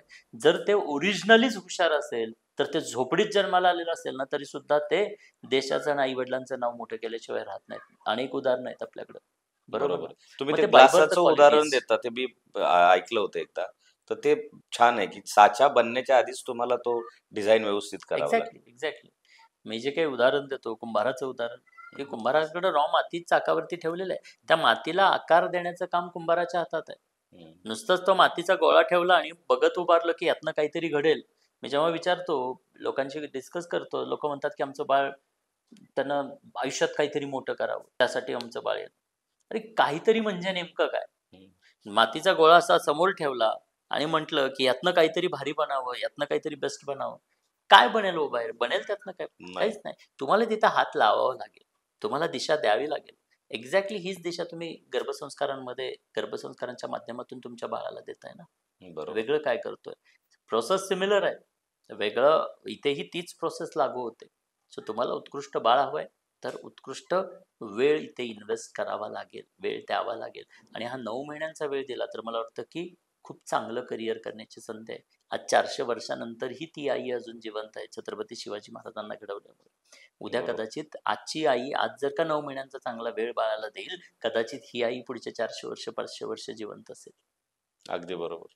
मग हा वेळ, मुळात आपल्या या गर्भवती स्त्रियांचा, त्या कपल्सचा हा दृष्टिकोन कधी बदलणार आहे, हा प्रश्न आहे. आणि तो दृष्टिकोन कार्यशाळा अटेंड केल्यानंतर हा दृष्टिकोन बदलतो. अगदी हजारो लोकांचे कमेंट्स आहेत. 100% ज्यांनी ज्यांनी रिझल्ट आले. कार्यशाळा अटेंड केली त्या प्रत्येक कपलनं आम्हाला फीडबॅक दिला की सर ग्रेट अँड अमेझिंग, तुम्ही आमचं प्रेग्नन्सीकडे पाहण्याचा दृष्टिकोन बदलला. आता तुम्ही बरेचदा सांगताना बोलतात की प्रोसेसमध्ये असतानाच तुम्ही त्या क्वालिटी हे केल्या पाहिजेत किंवा ते संस्कार केले पाहिजेत. एकदा बनल्याच्या नंतर त्याच्यावर जास्त रिझल्ट दिसत नाहीत. मग ते नेमकं कसं कसं राहतं की कोणतीही गोष्ट बनत असताना आपल्याला हवी तशी बनवता येते. उदाहरणार्थ आता हा पाण्याचा माझा ग्लास आहे माझ्या हातात. या ग्लासची काहीतरी कपॅसिटी आहे 200 ml 500 ml. हा बनत असताना मला 1000 ml चा पण बनवता आला असता. जेवढा बरोबर. हवा, ज्या साईज शेपचा हवा, ज्या गुणांचा हवा, ज्या थिकनेसचा हवा आहे, ज्या हाईटचा, मला जसा हवा तसा बनवता आला असता. पण एकदा आता हा बनला, त्याची कपॅसिटी किती आहे 200 ml ची. बरोबर. मी 2000 ml टाकलं तर ते बसणार बसेल नाही. काय? नाही बसणार, ते वेस्ट होणार आहे. म्हणजे बनत असताना, प्रोसेसमध्ये असताना ह्याला हवा तसा बनवता आला असता. पण एकदा का बनला, की आता आम्ही याच्यात बदल नाही करू शकत आहे. आम्ही बदल करण्याचा प्रयत्न केला तर हे तुटून जाणार आहे. याची ओरिजिनॅलिटी हरवणार आहे. आपल्या आयुष्यात सुद्धा असंच होतं. बनत असतानाच गुड क्वालिटीज, मी नेहमी सांगतो की 4 गोष्टी आईच्या गर्भात असतानाच आई देते बाळाला. ती आयुष्यभराची शिदोरी असते. ते म्हणजे काय? तर स्वभाव. माणसाचा स्वभाव जन्मजात बनलेला आहे. कोणी शाय नेचर असतं. म्हणजे नेचर हे बाय बर्थ प्रत्येकाचं बनलेलं असतं. भले तो वरून कितीही ऍक्टिंग करू दे, बट एक प्रत्येकाचं स्वतःच एक नेचर असतं. स्वभाव, स्वरूप. तुमचं जे स्वरूप आहे ते गर्भातच तयार झालेलं आहे. तुमच्यासारखं दुसरं व्यक्तिमत्व बघायला मिळत नाही. वेगळेपण आहेच आहे तुमच्यात. बरोबर. सो हे स्वरूप बाय बर्थच तुमच्यामध्ये तयार झालेलं आहे.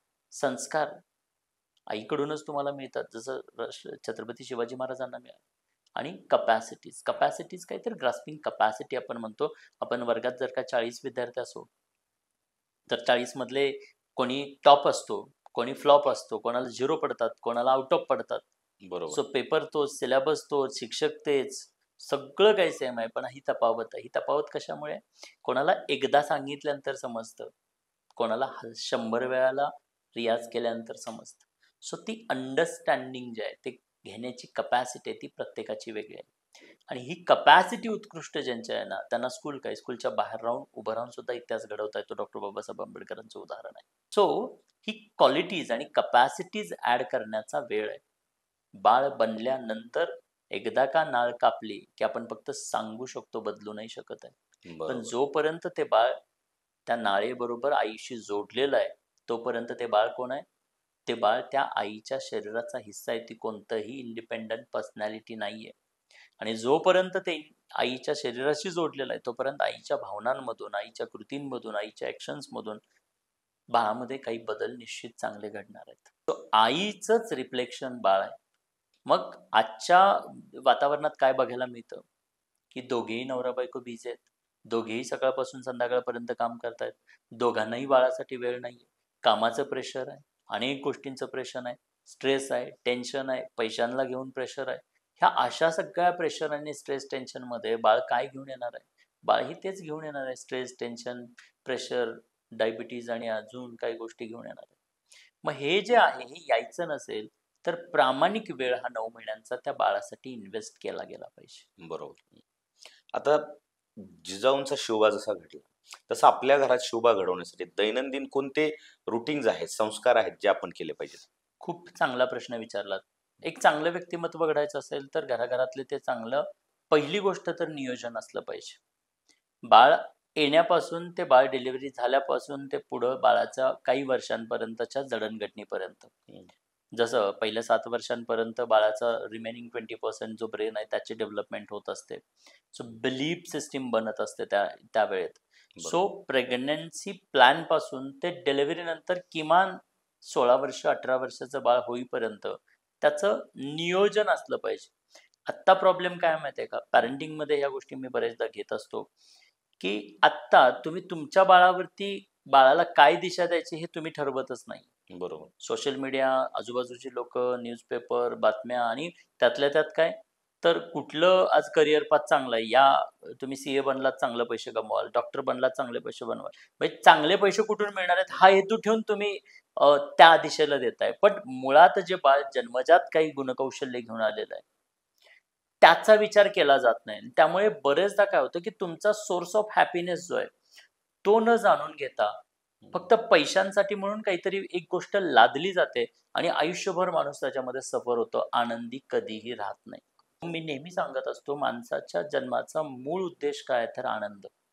आनंद देण्यासाठी, आनंद घेण्यासाठी माणूस जन्माला येतो. उदाहरणार्थ बाय बर्थ काही क्वालिटीज असतात, जसं की काही लोक असतात जे जन्मजात कोणत्याही प्रकारचं गाण्याचा क्लास लावलेला नाही पण उत्कृष्ट गाणं गात आहेत. बरोबर. जन्मजात कुठलाही ड्रॉइंगचा क्लास लावलेला नाही पण उत्कृष्ट पेंटिंग करतायत. So how it possible? तुम्ही शिकलेला नाहीये, कुठलं क्लास नाही लावलेला, बट तुम्ही खूप छान करता. पूर्वीची लोक जी काही आपल्याकडे होती, जी त्या प्रोफेशन मधून त्या माध्यमातून, जसं सुताराचा मुलगा सुतार बनायचा, गौंड्याचा मुलगा गौंडी बनायचा, तर वैद्याचा मुलगा वैद्य बनायचा. तर आई वडील त्या घरातलं वातावरण वैद्यकीय असल्यामुळे त्या गर्भात असल्यापासून बाळावरती तसे संस्कार व्हायचे. जन्माला आल्यानंतर त्या बाळाकडे तसेच काही क्वालिटीज बघायला मिळायच्या. बाळ तशाच पद्धतीने ते पुढे म्हणजे त्या अजून बेस्ट लेवलला जायचं. पण आता काय झालं, आता 4 वर्षाचा तुम्ही एखादा कोर्स केला की तुमचं प्रोफेशन बनून जातं. म्हणजे पिढ्यानपिढ्या हजारो वर्षांपासून जे जे काम तुम्ही करत होतात त्याची मास्टरी येत होती. बरोबर. पिढ्यानपिढ्याकडून तो वारसा येत होता. आता नाहीये, पिढ्यानपिढ्यांचा नाही. आज 4 वर्षांचं तुम्ही काहीतरी एखादी गोष्ट शिकलात आणि पैसे मिळणार आहेत म्हणून तुम्ही ते तुमचं प्रोफेशन बनवता आणि झालं, तुमचं अर्निंग स्टार्ट होतं, तुमचं लाईफ इथेच संपतं. पण बाय बर्थ जे काही तुम्हाला मिळालेलं आहे, जसं मी म्हटलं की एखादा पेंटर असतो, कधीच शिकलेला नाही, बट त्याकडे पेंटिंगची क्वालिटी आहे, खूप छान ते बाळ पेंटिंग करतंय, खूप छान काहीतरी आहे. मग आज लोकांना वाटतं की यार चित्र काढून ह्याचं करिअर काय होणार आहे. मग बरोबर. पालक ठरवतात, थांब थांब चित्र काढायचे नाहीत, तुला त्यातनं आनंद मिळतोय, तुला भारी जमतंय, हे ठीक आहे, बट ह्यातनं तुझं लाईफ सर्वाइव्ह होणार नाहीये. तू चित्रकला सोड आणि तू क्रिकेटचा आज वार आहे, तू क्रिकेटर बन. हे एफर्ट्स टाकले जातात, पैसे लावले जातात. आपण जबरदस्ती करतो की नाही नाही, तू क्रिकेटर झालाच पाहिजेस, तू काहीतरी एवढे मार्क्स पडलेच पाहिजेत, तू डॉक्टर झालाच पाहिजे. सो हे न लादता एन्व्हायरमेंट तसं निर्माण केलं, म्हणजे प्लॅनिंग जर उत्कृष्ट केलं, की जसं तेंडुलकर साहेबांच्या बाबतीत मी नेहमी सांगत असतो की वयाच्या 4थ्या वर्षी हातात क्रिकेटची बॅट दिली. बरोबर. आणि वयाच्या 40व्या वर्षी तेंडुलकर साहेब भारतरत्न तेंडुलकर बनले, गॉड ऑफ क्रिकेट बनले. वाय? एकच टॉपिक आणि त्याचं योग्य नियोजन. 10वीची परीक्षा आली किंवा 10वीचं वर्ष आलं म्हणून आई वडील डिप्लेट झाले का? नाही झाले. त्याला आनंद कशात मिळतोय? क्रिकेटमध्ये. Let him play cricket. And because of that God of cricket म्हणजे आपल्याला मिळालं. सो तिथे जर का 10वीची एक्झाम आहे, क्रिकेट खेळून काय तुझं पोट भरणार आहे, काय दिवे लावणार आहे, असं जर का आई वडिलांनी किंवा सपोर्ट करणाऱ्या त्या म्हणजे गुरु म्हणणाऱ्या लोकांनी जर का असं त्याला तेंडुलकर साहेबांना जर का गाईड केलं असतं तर काय झालं असतं? आज आपल्याला तेंडुलकर मिळाले नसते. सेम आहे. लता मंगेशकर कशा बनल्या? अशाच बनल्या ना. तो वारसा सुरुवातीपासून रियाज करत असताना आईवडिलांनी जर थांबवलं असतं, नाही नाही आम्हीच इकडं म्हणजे आमचंच पोट भरत नाही, तू पुन्हा गाणं म्हणायला येणार, काय फायदा, ह्याच्यातनं काय फायदा होत नाही, ह्याच्यातनं काय आपल्या जोळीत पडत नाही, आपला काही बंगला प्रॉपर्टी म्हणत नाही, तू गाऊ नको. झाले असता का लता मंगेशकर? ह्याच्यातनं पैसे मिळत नाही, तुला पैशाच्या ह्याच्यात मिळतात. म्हणजे आनंद देणारी गोष्ट काय होती? गाणं गाऊन मला आनंद मिळतोय. आज मी स्वतः ज्या काही ऍक्टिव्हिटीज करतो, लोकांच्या आयुष्यामधला दुःखदर्द सॉल्व्ह करताना मला आनंद मिळतो. मला हे प्रोग्राम घेऊन कोणाला तरी अवेअरनेस देताना मला खूप आनंद मिळतो. सो हा माझ्या आनंदाचा सोर्स आहे. आणि म्हणून तर मी माझं टाटा मोटरचा जॉब सोडला. त्यावेळेला तर माझ्या खिशात पैसेही नव्हते, म्हणजे काय होणार आहे मला माहितीही नव्हतं, बट मला इथून आनंद मिळतोय ना, माझ्यामुळे कोणाला तर आनंद मिळणार आहे ना, या देण्याच्या हेतूनं मी या गर्भसंस्कारांच्या प्रोसेसला जॉईन झालो. 2020ला मी गर्भसंस्कारांची प्रोसेस चालू केली. त्याच्या आधीची माझी परिस्थिती काय होती खरं तर, म्हणजे तेव्हा जेव्हा ही प्रोसेस चालू केली तेव्हा ₹1,00,000 पगाराची नोकरी सोडून मी इकडे आलो. बरोबर. पुढे काय होणार आहे मला कसलीही याची जाणीव नव्हती, बट मला आनंद मिळतोय ना, माझ्या आनंदासाठी म्हणून मी जॉब सोडला आणि हे काम चालू केलं. आणि मी आज आनंद आहे, खूप आनंद आहे, बिकॉज अनेक लोकांच्या आयुष्यात व्हॅल्यू ऍड करतो. दररोज कित्येक शेकडो लोकांचे ब्लेसिंग्स मिळतात. Thank you so much sir, thank you so much sir. So हे मला वाटतं की सगळ्यात मोठी गोष्ट आहे आणि याच्यासाठी प्रत्येकानं काम केलं गेलं पाहिजे. सो आज जे तुमचा मूळ प्रश्न होता की लोकांनी काय शिवबांसारखं व्यक्तिमत्व घडायचं असेल तर राष्ट्रमाता जिजाऊ माँसाहेबांनी जसं नियोजन केलं, एकच ध्येय होतं, हिंदवी स्वराज्याचं. बस आईनं बाकीच्या गोष्टी नाही शिकवल्या, बाकीच्या गोष्टीवर प्रायोरिटीज नाही दिली. तुम्हाला इंजिनियर क्रिकेटर बनायचं आहे ना, मग क्रिकेट क्रिकेट क्रिकेट क्रिकेट आणि क्रिकेट एकच वातावरण असलं पाहिजे. मग तुला मॅथ्स आलंच पाहिजे, इंटिग्रेशन आलंच पाहिजे, हा अट्टास कशाला? बरोबर ना? आज आत्ता परिस्थिती काय आहे की तुमच्या मुलाला काय येतंय याच्यापेक्षा काय येत नाही याच्यावरती जास्त फोकस केला जातो. म्हणजे काय, तुमच्या मुलाला उत्कृष्ट ड्रॉइंग येतंय, त्याच्याबद्दल आम्ही कौतुक करणार नाही, पण त्याला बरोबर. मॅथ्स येत नाही, शाळेत हे येत नाही, त्या गोष्टींवरनं तुम्ही रोज त्याला टॉर्चर करताय. आणि त्यामुळे जो टॅलेंट म्हणतो ना की ज्या क्षेत्रातलं पुढे यायला पाहिजे होतं, भारताचं प्रतिनिधित्व करणारे व्यक्तिमत्व आज बनत नाहीये. सो बरोबर. छत्रपती शिवाजी महाराज आणि जिजाऊ यांच्या या प्रोसेसमध्ये जर पाहिलं तर आईला क्लॅरिटी होती बाळानं काय बनायचंय, पित्याला क्लॅरिटी होती बाळानं काय बनायचंय, आणि बाळाला क्लॅरिटी दिलेली होती की तुला काय बनायचंय. ही 3 लोक कन्फर्म असल्यानंतर जगाचा संबंध येत नाही. आत्ता काय, आत्ताच्या बाळाला आई वडील शिकवतच नाहीत, पाळणाघरात ते राहतात. आणि मग तिथे सगळे म्हणजे मीडिया आजूबाजूचे शिकवतायत असं म्हटलं तरी हरकत नाही. आणि पालकांना माहित नाही, पालकांना एवढंच माहिती आहे माझ्या खिशात पैसे आहेत, या शाळा ही शाळा चांगली आहे का, मग किती डोनेशन आहे, किती फीज आहे, मी फीज भरायला तयार. फीज भरून बाळं घडणार नाहीयेत, बरोबर. अगदी बरोबर. फक्त फीज भरून घडणार नाहीयेत. तुमचं नियोजन असलं पाहिजे. एक गोष्ट वन थिंग फोकस करून आत्तापासून जर का अर्ली एजमध्ये जर ह्या गोष्टी दिल्या, छत्रपती शिवाजी महाराज अवघ्या वयाच्या 16व्या वर्षी हिंदवी स्वराज्याची शपथ घेऊ शकले. 16वं वर्ष विचार करा तुम्ही, मी 16व्या वर्षाचे असताना आपल्याला काय 10वी. कितपत ज्ञान होतं आणि काय कितपत अक्कल होते असं म्हणतात. पण 350 400 450 वर्षापूर्वी राजांना आपल्या ह्या गोष्टींचं सगळं ज्ञान होतं. कशामुळे, तर आईनं आणि पित्यानं केलेल्या नियोजनामुळे. मग हे नियोजन आजचे पालक करतायत का, हा प्रश्न आहे. खरंय. कुठले स्त्रोत, श्लोक किंवा कथा गर्भवती मातांनी वाचल्या पाहिजेत किंवा ऐकल्या पाहिजेत? प्रश्न अगेन खूप चांगला आहे. स्त्रोत किंवा मंत्रोच्चार आपण म्हणतो, मंत्रोच्चार स्तोत्र याच्या माध्यमातून काही फ्रिक्वेन्सीज क्रिएट होतात, त्याच्या पाठीमागे सायन्स आहे म्हटलं पाहिजे. हा पुन्हा जाती धर्माशी जोडला गेलेला विषय नाहीये. कारण स्तोत्र म्हणायचं किंवा मंत्रोच्चार करायचा किंवा नाही करायचा, तर मंत्रोच्चारानं ब्रेनच्या फ्रिक्वेन्सीज रिड्यूस व्हायला मदत होते, एक फ्रिक्वेन्सी स्टॅबिलिटीकडे येते, आणि म्हणून मंत्रोच्चार केले जातात. पण हा जाती धर्माशी संलग्न असा हा उपक्रम नाहीये. त्याचबरोबर तुम्ही म्हटलात की पुस्तकं वाचली पाहिजेत किंवा काय कोणत्या कथा ऐकल्या पाहिजेत. बरोबर. आता कसं असतं, जसं आपण पोवाडा ऐकतो, पोवाडा काही वीररस आहे. जेव्हा तुम्ही पोवाडा ऐकता तेव्हा अंगामधलं असं म्हणजे धगधग वाढते, तो ऊर्जा शहारे वाढते, येतात अंगावर. शहारे येतात, आतमधून पेटून उठायला होतं. सो गर्भवती महिला जेव्हा अशी पेटून उठलेली असेल, ती अशी पॉझिटिव्ह, तिच्यामध्ये आनंद तयार होतो, तर या गोष्टी ऐकल्या पाहिजेत. जसं राष्ट्रमाता जिजाऊ माँसाहेबांनी, आपण मगाशी बोललो की शूरवीरांच्या कथा ऐकल्या, वाचल्या, अभ्यासल्या, ते आत्मचरित्र त्यांनी वाचली. कारण का, कारण की तसं ते फील करत गेल्या, माझंही बाळ असं बनतंय. सो ती पॉझिटिव्हिटी त्यांना त्याच्यामधून येत होती. सो तुम्हाला पॉझिटिव्हिटी देणाऱ्या, तुमच्यामध्ये ऊर्जा निर्माण करणाऱ्या कथा, उदाहरणार्थ तुमचं जसं मी म्हणलं की तुमचं बाळ उद्योजक बनण्यासाठी येणार, तर उद्योजकतेच्या कथा, उद्योजकांच्या लाईफ स्टोरीज वाचल्या पाहिजेत, ऐकल्या पाहिजेत, पाहिल्या पाहिजेत. तसंच वातावरण घरातलं बनलं गेलं पाहिजे. निश्चित त्याचा बाळावर, गर्भात वाढणाऱ्या बाळावर सुद्धा, गर्भातच काय, जे डिलिव्हरी नंतरचं बाळ आहे त्याला सुद्धा ते वातावरण पुन्हा तिथून पुढे सुद्धा देणं गरजेचं आहे. बरोबर. आता ज्या पारंपरिक गर्भसंस्काराच्या ज्या पद्धती आहेत, त्या आता आधुनिक काळामध्ये एवढ्या लोकांच्या आता टाइम नाही लोकांकडे, ह्या काळामध्ये लागू होतील का?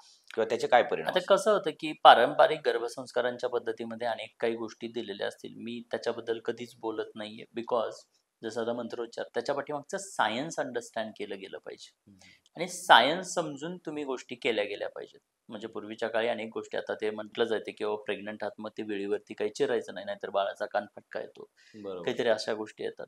म्हणजे अनेक काही गोष्टी लादलेल्या होत्या ऍक्च्युली परिस्थितीनुसार. म्हणजे आपल्याकडे त्यावेळेला लाईट नव्हत्या, दिवस लवकर मावळला जायचा, अशा वेगवेगळ्या गोष्टी होत्या ज्यामुळे काही रिस्ट्रिक्शन्स लावलेले होते. त्याच्या पाठीमागचं सायन्स काहीतरी वेगळं होतं. आपण सायन्स, त्याच्या पाठीमागचं जे सायन्स आहे ते अंडरस्टँड करत नाही, आपण फक्त कृती कॉपी करतो, बरोबर.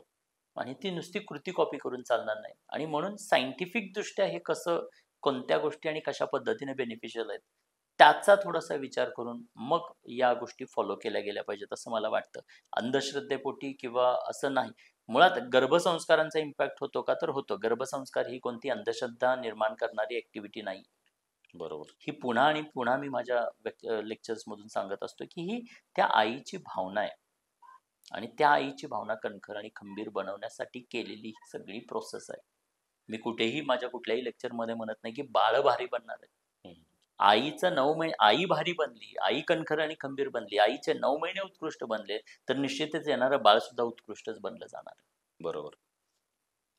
आता आईच्या वाचनाचा, तिच्या भावनांचा, तिच्या विचारांचा बाळाच्या वाढीवर किंवा गर्भसंस्कारावर कसा परिणाम होतो आणि निश्चित इथं जिजाऊंचा जो दृष्टिकोन आहे कितपत लागू होतो? निश्चित होतो इथे. कारण कसं होतं, तुम्ही जेव्हा एखादा हॉरर फिल्म पाहताय किंवा हॉरर स्टोरी वाचताय, तर तुमच्या भावना काय असतात? घाबरलेल्या. तुम्ही ताणलेले असता, टेन्स्ड असता.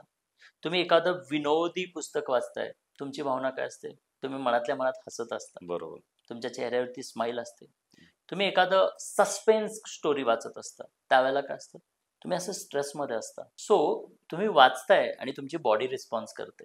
बरोबर. सो तुमच्या वाचनाचा जसा तुमच्या बॉडीवरती परिणाम होतोय, सिमिलर वे त्या गर्भात जोडलेल्या बाळावरती पण होतोय. का? तर बाळ वेगळं नाहीये. बाळ नाळेबरोबर आईशी जोडलेलं आहे. आईच्या बरोबर. शरीराचा हिस्सा आहे.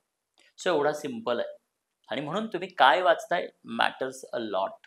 प्रेग्नन्सीमध्ये तुम्ही काय वाचताय किंवा काय पाहताय किंबहुना काय ऐकताय.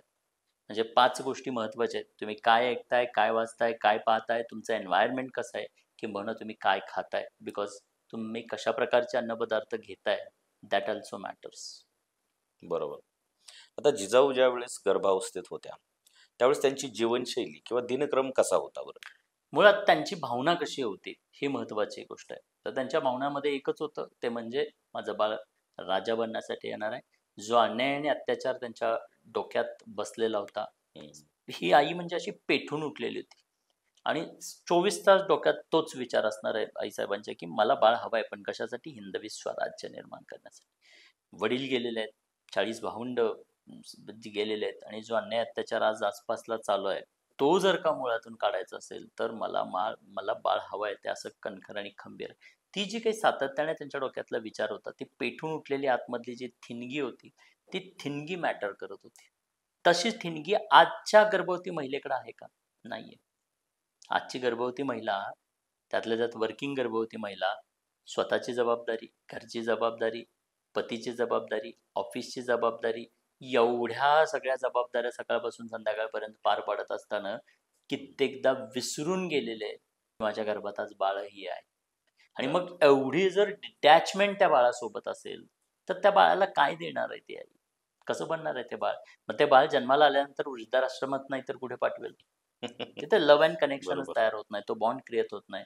पण जिजाऊंच्या इमोशनल बाबतीत इमोशनल बघितलं, अटॅचमेंट राहत नाही. येस, पण जिजाऊंच्या बाबतीत बघितलं तर असं परिस्थिती नव्हती. आई आतमधून पेटून उठलेली. एक क्षणही मला वाटतं की आई विसरली नसेल की माझं बाळ काय येतंय. आपला आता आहार आणि विहाराचा परिणाम कसा होतो बरं बाळावर? न्यूट्रिएंट्स जे म्हणतो ना, की फिजिकल ग्रोथ होत असताना जसं 2 गोष्टी आहेत. बाळ हे फक्त शरीरानं जन्माला येत नाही, शरीरासोबत त्याचं अंतर्गत व्यक्तिमत्व येतं. म्हणजे सॉफ्टवेअर आणि हार्डवेअर आत्ताच्या लँग्वेजमध्ये बोलायचं झालं तर. तर हे हार्डवेअर बनतंय ना, त्यासाठी आवश्यक असणारी जे न्यूट्रिएंट्स आहेत, ती पोषक तत्व आपण म्हणतो, ती आईच्या माध्यमातूनच येते. म्हणजे बाळ इथे जे काही ऐकतंय, पाहतंय, खातंय, जे काही आहे ते सगळं काही आईच्या माध्यमातून करतंय. बरोबर. आणि म्हणून इथे आईला जर पोषक इन्ग्रेडियंट्स जे काही आहेत, न्यूट्रिएंट्स आहेत, ते मिळाले तरच त्या बाळाला मिळणार आहेत. आणि बाळाला नाही मिळाले तर मग ते ब्रेन डेव्हलप होताना किंवा व्हॉटएव्हर जे काही ऑर्गन्स डेव्हलप होणार आहे, त्याची डेव्हलपमेंट कुठेतरी थांबणार आहे. आणि म्हणून आहार खूप महत्वाचा आहे. म्हणजे ह्या 2 गोष्टी महत्वाच्या आहेत. जसं शारीरिक डेव्हलपमेंटसाठी आहार आपण घेतोय, सोनोग्राफी करतोय, तसं त्या अंतर्गत व्यक्तिमत्वासाठी सुद्धा, अंतर्गत त्या सॉफ्टवेअरच्या डेव्हलपमेंटसाठी सुद्धा काही ॲक्टिव्हिटीज करणं गरजेचं आहे. हे दोन्हीही महत्वाचं आहे. सो आहार निश्चित खूप महत्वाचा आहे. डाएटला प्रेग्नन्सीमध्ये निश्चित विशेष महत्व आहे. कारण आता कसं झालंय, पूर्वीचा काळ होता थोडासा ही साधनं नव्हती.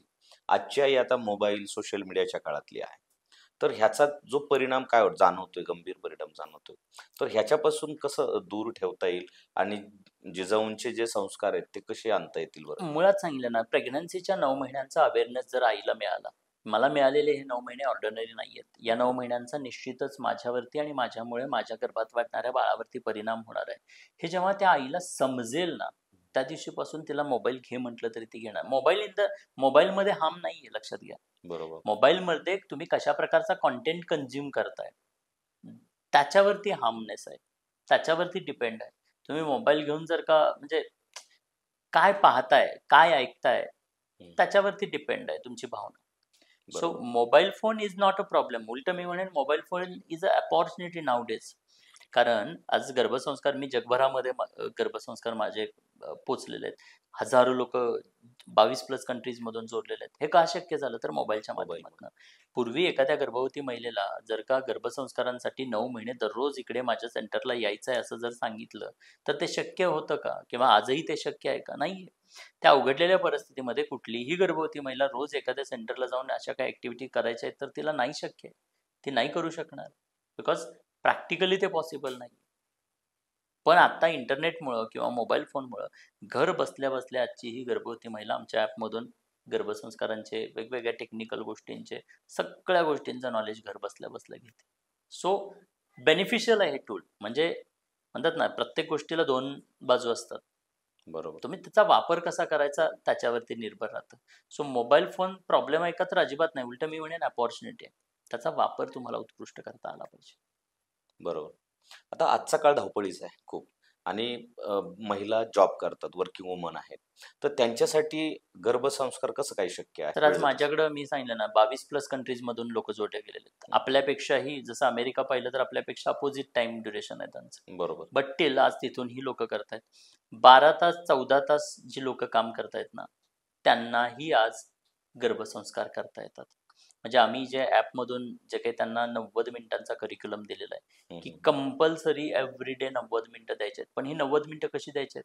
तुमच्या वेळेनुसार. माझ्या वेळेचा काहीही संबंध नाही.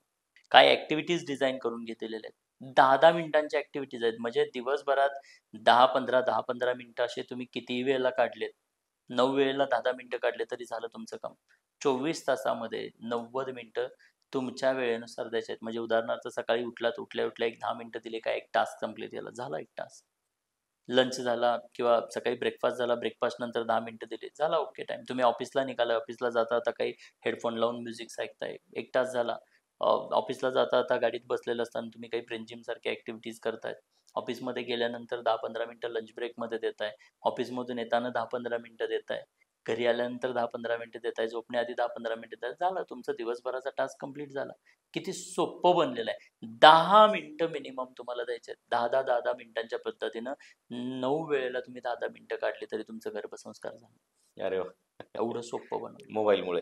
मोबाईलमुळे. आता आई बरोबर, मातेबरोबर वडिलांची भूमिका काय असायला पाहिजे? जी आई आहे ती पूर्णपणे डिपेंडंट. कशा दृष्टीने मी म्हणत नाही आर्थिकदृष्ट्या किंवा काय, इमोशनली ती पित्याबरोबर डिपेंडंट आहे, पित्यावरती डिपेंडंट आहे. कारण तिच्या लाईफमध्ये अप अँड डाऊन्स काही जरी झालं तर तिच्या जवळचं कोण आहे तर तो म्हणजे पती. आणि बरोबर. त्यामुळे पतीबरोबर तिचं बॉन्डिंग आहे. इमोशनली ती पतीशी जोडली गेलेली आहे. त्यामुळे हिच्या इमोशन चांगल्या होण्यासाठी पती खूप काही करू शकतो. डायरेक्ट रोल पतीचा खूप कमी आहे. पती फक्त बीज देण्याचं काम करतो. पण एकदा का त्या बीज स्त्री गर्भामध्ये आलं की स्त्री गर्भामध्ये आकार देण्याचं काम, ते स्वभाव, स्वरूप, संस्कार आणि कपॅसिटी देण्याचं काम पत्नी करते. आणि तेव्हा त्या स्त्रीला कणखरता देण्याचं काम, तेव्हा करेज देण्याचं काम, तिला धैर्य, सामर्थ्य देण्याचं काम, तिला पॉझिटिव्हिटी देण्याचं काम, तिच्या चेहऱ्यावरती हास्य आणण्याचं काम, तिला एनर्जी देण्याचं काम हे पतीचं आहे. ते एन्व्हायरमेंट. त्यामुळे पतीच नाही तर पतीसोबत घरातले लोक सुद्धा आहेत, त्यांनी सुद्धा तिला अशी ऊर्जा दिली पाहिजे, तिला पॉझिटिव्ह ठेवलं पाहिजे, तिला हॅपी ठेवलं पाहिजे, तिला ॲक्टिव्ह बनवलं पाहिजे. त्यासाठी पती जर काही ॲक्टिव्हिटीजमध्ये सहभागी झाला, चल तुझ्याबरोबर मीही करतो, तर काय होईल, तिचा उत्साह वाढणार आहे आणि दोघे मिळून म्हणजे छान करू शकतील. सो मला इथे असंही एक गोष्ट अजून सांगायची आहे. पतीनं करायला पाहिजे, पण नाही केलं म्हणून आईनं सोडायचं का? तर नाही सोडायचं. मदत केली तर वेल अँड गुड. कारण परिस्थिती आज आपल्याला बोलणं इथे सोपं आहे, पण घराघरातली परिस्थिती वेगळी असू शकते. बरोबर. पतीवरच्या काही जिम्मेदारी असू शकतील. काही कारणास्तव ते वेळ देऊ शकत नसतील, तर याचा अर्थ असा नाही की ते वेळ देत नाहीत म्हणजे ही इज अ कल्प्रिट. वेळ बरोबर. काही कारणानं देऊ शकत नसतील, बट त्या कंडिशनमध्ये आई जरूर करू शकते. तिनं मात्र हे केलं गेलं पाहिजे आणि पतीनं तिला वेगवेगळ्या पद्धतीनं सपोर्ट केला पाहिजे. ॲटलिस्ट रिमाइंडर करून तरी पती विचारू शकतो ना, की बाई आज हे केलंस का? बरं चल आता तुझा वेळ झालाय, तुला ते ॲक्टिव्हिटी करायची आहे. सो रिमाइंडर जरी पतीने केले तर मला वाटतं की भरपूर सारं काम होणार आहे याच्यामध्ये. आता हे झालं एकत्र कुटुंब आहे त्याच्यासाठी, की फॅमिलीने सपोर्ट करणे, ना पतीने सपोर्ट करणे. पण अनेक महिला असं होतंय, की त्या शहरात येतात, फ्लॅट सिस्टम आहे आणि त्या एकट्याच पडलेल्या असतात, एकट्याच राहतात. तर त्यांचं कसं काय? त्यांनी कशी काय? त्यांनी आमच्याशी जोडलं जावं. आम्ही आहोतच काळजी घ्यायला. कारण आम्ही फॅमिली म्हणतोय. GSC गर्भसंस्कारचं ही फॅमिली बनलेली आहे. आणि लिटरली खूप छान म्हणजे आम्ही केअरटेकर देतो त्यांना. म्हणजे प्रत्येक विषयाला, प्रत्येक गोष्टींना त्यांना मदत असते. हँड होल्डिंग सपोर्ट असतो आणि खूप छान घर बसल्या-बसल्या प्रत्येक आज हजारो महिलांचे असे कमेंट आहेत, की "सर, आमची आईसुद्धा आम्हाला एवढी सपोर्ट करू शकली नसती. एवढा सपोर्ट आणि एवढी केअर तुमच्याकडे केली जाते. Thank so much." अशा अनेक महिलांचे कमेंट आहेत. बरोबर. आजच्या पालकांनी जिजाऊपासून काय शिकावं? आजच्या पालकांनी मी एवढं सांगेन, की आई बनणार आहात, पालक बनणार आहात, तर हे 9 महिने जिजाऊ बनूनच पालक बना. कणखर खंबीर बना आणि कणखर खंबीर राहून जिजाऊ स्वतःला जिजाऊ माना आणि या भारतासाठी येणारं बाळ हे फक्त तुमचं बाळ नाही तर एक भारतरत्न येणार आहे. असा विचार करून हे बाळ वाढवा. तुमच्या दृष्टिकोनातून शिवबा घडवणे म्हणजे नेमकं काय? विचार घडवणे ॲक्चुअली. शुभा घडवणे शुभा खरं तर एक विचार होते. म्हणजे हिंदवी स्वराज्याचा विचार पेरलेलं एक व्यक्तिमत्व होतं. सो हा एक विचार होता. छत्रपती शिवाजी महाराज एक विचार होता. आऊसाहेबांनी किंवा शहाजीराजेंनी पाहिलेला हा विचार होता. समजा आजच्या काळात जिजाऊंनी गर्भसंस्कार कार्यशाळा घेतली असती, तर त्यांचं वाक्य काय असतं? घराघरात शिवबा. आता अलीकडल्या काळात जिजाऊ सारख्या मातांना आपण विसरत चाललोय का? नाही, मला आता असं वाटतंय, मी जशा कार्यशाळा घेतोय अनेक सिटीजमध्ये माझ्या कार्यशाळा होतात, ऑनलाईन, ऑफलाईन होतात. अप्रतिम प्रतिसाद आहे. सो मला वाटत नाही कधी कोण म्हणजे विसरू शकतील जिजाऊंना. आता गर्भसंस्कार कोच म्हणून तुम्ही काय सजेस्ट कराल, की जिजाऊंसारखं बनण्यासाठी मातांना काय सल्ला द्याल? ही प्रोसेस फॉलो केली पाहिजे. पहिला तर विचार बदलला पाहिजे. आजच्या मातांना बरेचदा वाटतं, की बाळ म्हणजे जबाबदारी, बाळ म्हणजे म्हणजे काय जबाबदारी किंवा बाळ म्हणजे फ्रीडम संपलं. अशा प्रकारच्या ज्या गोष्टी वाटतात ना, हा एवढा संकुचित विचार करू नका. खरं तर बाळ त्याहीपेक्षा एक बाळ म्हणजे एक अपॉर्च्युनिटी आहे, असा विचार करायला हरकत नाही. सर, आज हा विषय म्हणजे मी ह्याच्यापासून अनभिज्ञ होतो. पण जेव्हा तुम्हाला मी पूर्ण ऐकलं, त्यावेळेस मीही भारावून गेलो, की हे असंही काहीतरी शास्त्र असतं, गर्भसंस्कार नावाची एक गोष्ट असते, ज्याने खरंच परिवर्तन होतं.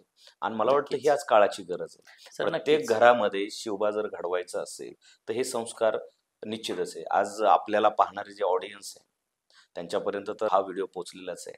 मी नंबरही डिस्क्रिप्शन बॉक्समध्ये तुमचा देईल. पण मला सर्व ऑडियन्सला एक रिक्वेस्ट करायची, की ज्या गर्भवती महिला आहेत, ज्यांना याची गरज आहे, त्यांच्यापर्यंत हा व्हिडिओ निश्चित पोहोचवा. त्यामुळे त्यांना हेल्प होईल. नक्कीच, नक्कीच सर. कारण ही प्रोसेस म्हणजे मी जे आज मांडतोय, खरं तर ही चळवळ आहे. आज याच पद्धतीनं प्रत्येकानं पेटून उठायची गरज आहे. प्रत्येक स्त्रीला ह्या 9 महिन्यांची किंमत कळाली, तर मला वाटतं की घराघरामधली ती आई बदललेली असेल आणि जेव्हा आई बदलेल, तेव्हा देश बदलायला वेळ लागणार नाही. त्यामुळे मी सर्व ऑडियन्सला निश्चित सांगेन, की तुम्ही हा व्हिडिओ पाहताय, कदाचित तुमची बहीण असेल, मैत्रीण असेल, वहिनी असेल, तुमच्या ऑफिसमधली कोणी कलीग असेल, तर जरूर अशा त्या प्रत्येक स्त्रीपर्यंत हा व्हिडिओ पाठवा. तिचा 9 महिन्यांकडे बघण्याचा दृष्टिकोन बदलला, तर माझी खात्री आहे, की येणारा भारत बदललेला असेल. सो जरूर तिला कणखर आणि खंबीर बनवण्यासाठी हा व्हिडिओ तिच्यापर्यंत जरूर शेअर करा. इव्हन तुमची मनोगत जरूर कमेंट करा. Thank sir. तुम्ही आज संधी दिलीत त्याबद्दल मनापासून धन्यवाद. सर, तुमचे खूप खूप आभार. कारण आज इतका महत्त्वाचा विषय तुम्ही आम्हाला सांगितला, समजून सांगितला, त्यातले बारकावे सांगितले. तर मी सत्ता मंचाच्या वतीने तुमचं खूप खूप आभार मानतो. तसंच सर्व प्रेक्षकांनाही धन्यवाद देतो, की त्यांनी आपल्या दोघाला ऐकून घेतलं. थँक तसंच मी त्यांनाही सांगेल, की असेच नवनवीन विषय आपण सत्ता मंचावर आणत राहू, नवीन पाहुण्यांना घेऊन येत राहू. तुम्ही जर चॅनलला अजून लाईक केलं नसेल, शेअर केलं नसेल, सबस्क्राईब केलं नसेल, तर प्लीज सबस्क्राईब करा, सपोर्ट करा. धन्यवाद. धन्यवाद.